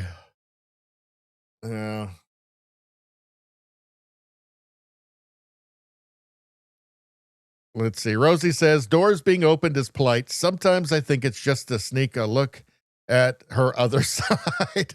You got us. You got us. It's a patriarchy. All right, I got to skip to the end here because we're 3 hours in. All right, just watch immigration in Hungary in the near future. Ursula seems happy, which worries me. Well, that's the thing, right? She seems thrilled with this new guy. It makes me suspicious, right? Because the EU's two things with Hungary are Ukraine and immigration, like asylum seekers. I think that she would see an opportunity here to start sending some of those asylum seekers, some of those economic migrants, Hungary's way out of maybe like Germany, for instance, because they're having obviously the very serious political problems, very serious political issues in throughout the EU because of immigration. Dame Pam says it is the old boomers that liked him and not so much the younger ones. And it's not like all boomers either. Like there's a lot of awesome boomers, great boomers, and that like this show, right? But it's those liberal boomers that it's like a spell has been cast on them. It's weird. Misandress. That's it, True Survivor. Thank you so much. Misandress. I knew that word, but you know what? I couldn't access it because I ain't got a good brain. Sorry about my brain, guys. Always let me down. Let's see. Dame Pam says, Mr. Baloney, it's called the divide and conquer tactic. Yes, I think you're right. All right. What do we got next? Oh, we're on the last tab of the evening, I believe. That's it. Let's go to the last tab of the evening. We're almost there. All right. Anybody watching on YouTube, you're watching on the original Radio Baloney channel, which is only for live streams now. So I decided after figuring out that my channel has definitely been red flagged by YouTube for years now. And there's no point doing too much on this channel anymore. All the clip videos are going onto Radio Baloney News now. This has been around for about 7 months. A few hundred subscribers away from getting this channel monetized, which, by the way, took me like 3 years with the channel you're watching me on right now, which is still red flagged and still doesn't let anybody know that I'm ever streaming. But everything is going over to, look at all this, meme reviews, woke professor roasted, insane German gender law, there's no free bus rides in New York, oh boo-hoo, Mom Donnie promised free bus rides and they're not getting them, darn it. You got to go over to Radio Baloney News and subscribe. You got to help me out with this, folks. Help me get to that 1,000 subscribers so I get monetized. Come on, you got to help me out. And I tell you what, the algorithm ain't going to help you because the algorithm is full of fear. What does it fear? It fears you and I combining our forces and becoming more powerful than it can ever imagine. It terrifies the algorithm. Go and subscribe. Every time you do, a purple-haired gremlin, I don't know, cries or something, gets sad, sees a Tesla and gets upset. All right. What do we got? Jack says, a lot of boomers are thicker than pig shit, as we say down here. It's just the liberal boomers. When you see men on the, like, there's a lot of awesome boomers in Canada. But it's the liberal boomers. You see men on the street interviews with them, and they have no idea. They just kind of vaguely like Mark Carney and their elbows up, and they hate Trump, and they're not paying any attention. It's just Rosemary Barton's teleprompter tells them what to do. Judo Survivor says, "Is there enough energy to do the last tab?" I'm sorry, like 4 conservative MPs that have crossed over to the liberals, I've been paid off by Spambot, who with 5 gifted subscriptions to the channel, and I'm not going to play it. I'm just not. I can be bought. Believe that. I can be bought. Jack says, Mom Donnie's paper communisms. Pretty much. All right. Works best when you subscribe on Rumble. Yes. All right. Let's get to the last tab. So what's this? AI is going to replace you. Oh, yeah? I'd like to see AI tumble out of bed and stumble to the kitchen. Why isn't this in the meme file? I got to save this for the next meme review. Hold on. Give me 1 second. I just got to reorganize this. Okay. This I got to save for the next meme review. All right. There we go. Okay. Let's go back and done. And done. Idiots and consequences. I'm not sure if this is, no, I can't show this one on a regular. This has got to be a premium stream, which 6 more people after tonight will be able to watch on Monday. Premium only on Rumble and on Locals, and we can get spicier on that one. What's going on here? Dr. Jebra Fauci. And this is like a parody account. It's sad when you think Leonardo DiCaprio passed after painting Leonardo DiCaprio passed after painting the Mona Lisa.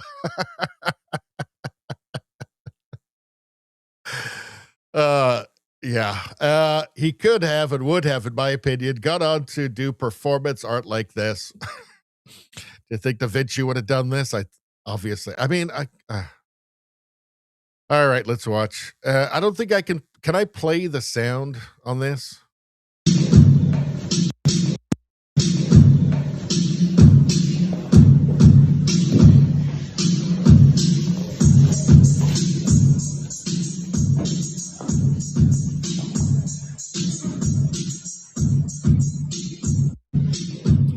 So that's modern art for you. Beautiful, isn't it? Beautiful. And so much work was put into this. It must have taken, you think of like one of those great artists, Michelangelo, I don't know, with a big, huge slab of marble, and revealing, some beautiful, just unbelievable amounts of work and talent. I mean, it's exactly the same as this, right? Exactly the same as this. And there's people actually standing there watching it. It's weird. But I have something. All right. So I'm going to turn that off. Let's watch it again. Okay. Because I have my own soundtrack for it.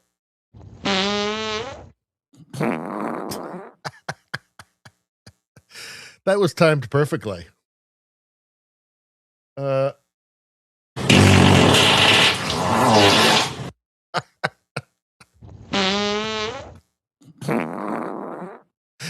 I don't know why. I just love it. What's this? Does this have music? No matter what. I can't do the music. We got to save that for the Monday stream. Let's see. I think I want to save that one. I'm too tired. We're 3 hours and 4 minutes in. Cookie Monster shows off stunning weight loss after taking Ozempic. Beautiful. That really did kill the big is beautiful movement, right? The healthy at any size, the fat liberation movement. Ozempic, as soon as Ozempic came out, Lizzo was off it, right? The fat rights and all of that. As soon as Ozempic came out, Lizzo was gone. And like a lot of them, they're all just immediately getting thin. So it shows you that maybe it was all bullshit. Well, it was definitely bullshit. We covered this last night. I forgot to take this out. Let's see. Bombshell allegations. Ruby Rose is accusing Katy Perry of sexually assaulting her nearly 20 years ago at a Spice Market nightclub in Melbourne. She claims that Perry pulled her underwear aside and rubbed her trugina on Rose's face until Rose vomited. Oh my God. Can you imagine that? Somebody rubbing their trugina on your face? It would make you vomit. Would make you vomit. She's dating Justin Trudeau. So, so gross. People I don't care about, and I don't care about any of this. They're just disgusting. Let's see. Yeah, we're going to save that one too. I can't do it. I don't have the brain power left. 3 hours and 5 minutes into this thing. I mean, what am I? Some sort of machine? All right.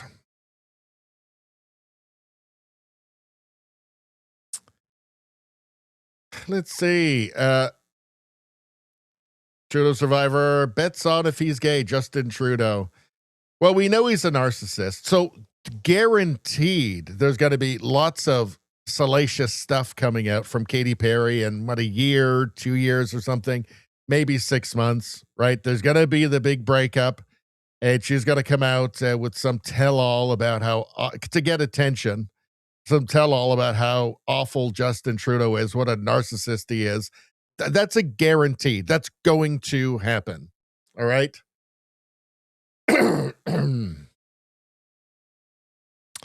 Oh, Trudeau survivor says, is that menstrual blood? You're talking about the weird art thing? Yeah, probably. Radio streamer, what in the hell did I just watch? You watched a waste of human potential, is what you watched. Dame Pam says, cults sure seem to be growing these days, and many seem to highlight creepy red background lighting as their leader speaks. That's like the Liberal Party. Rogue Thought says, Christ, Baloney is up to the interlude vids. She knows how to work that wood. We used to have her doing another sanding one, and it's sometimes they just disappear. I guess they get taken down or something. And then I came across this, and it's just gold. Just gold. If you want to learn how to just randomly, sand just a random piece of wood there, that's how you learn. It's educational.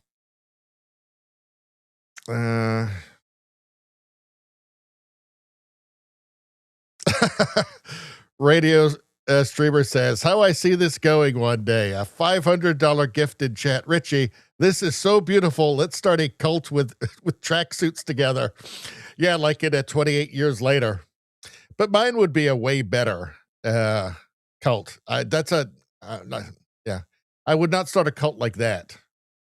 I think nobody seemed to get the Jimmies. They're called the Jimmies. Nobody seemed to get what there was. The wigs and the tracksuit, that was Jimmy Savile in the BBC in England, who it turns out the BBC had been covering up the fact that he was a child molester for like decades. Like, this is a truly vile, evil man.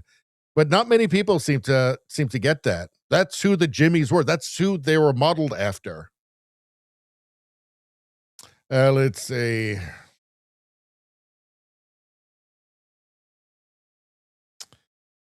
Let's see. Jack says, this one came from the Strait of Homos. Juvenile, but approved. All right. We definitely do juvenile humor here. Let's see. What the F does that outfit represent? It's just the end of Western civilization. Jack said that poor bottle's going to get effed up. Yeah, I was wondering the same thing. I was hoping that bottle didn't play too big of a part in the show. Let's see.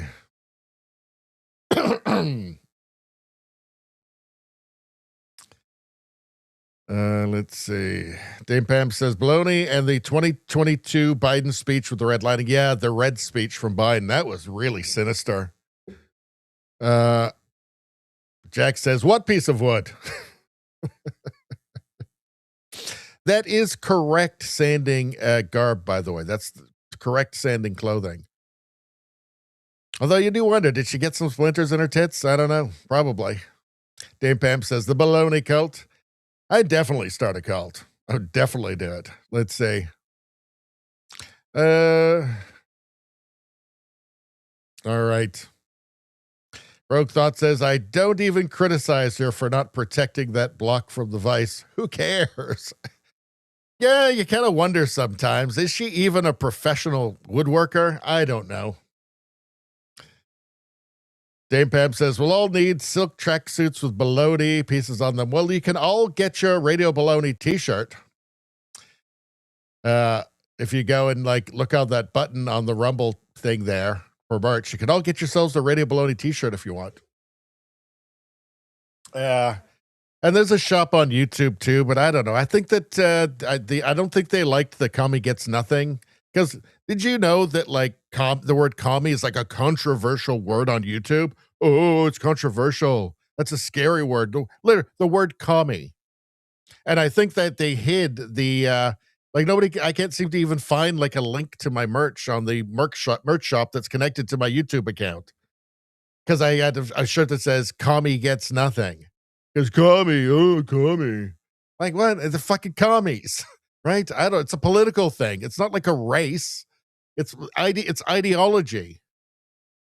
It shows you. It's disturbing, right? It shows you like the mindset of these people running like institutions, like running companies like YouTube, like Google, I guess Alphabet.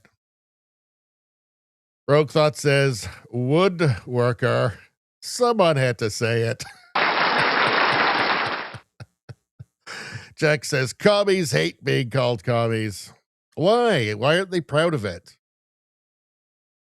Oh, I don't know. Anyway, I had fun tonight. You guys were in very good form.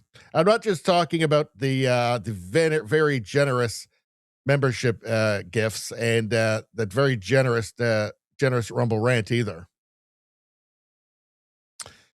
And I can't see anything on the YouTube side, but if there's anything over there after, I will thank you the next stream.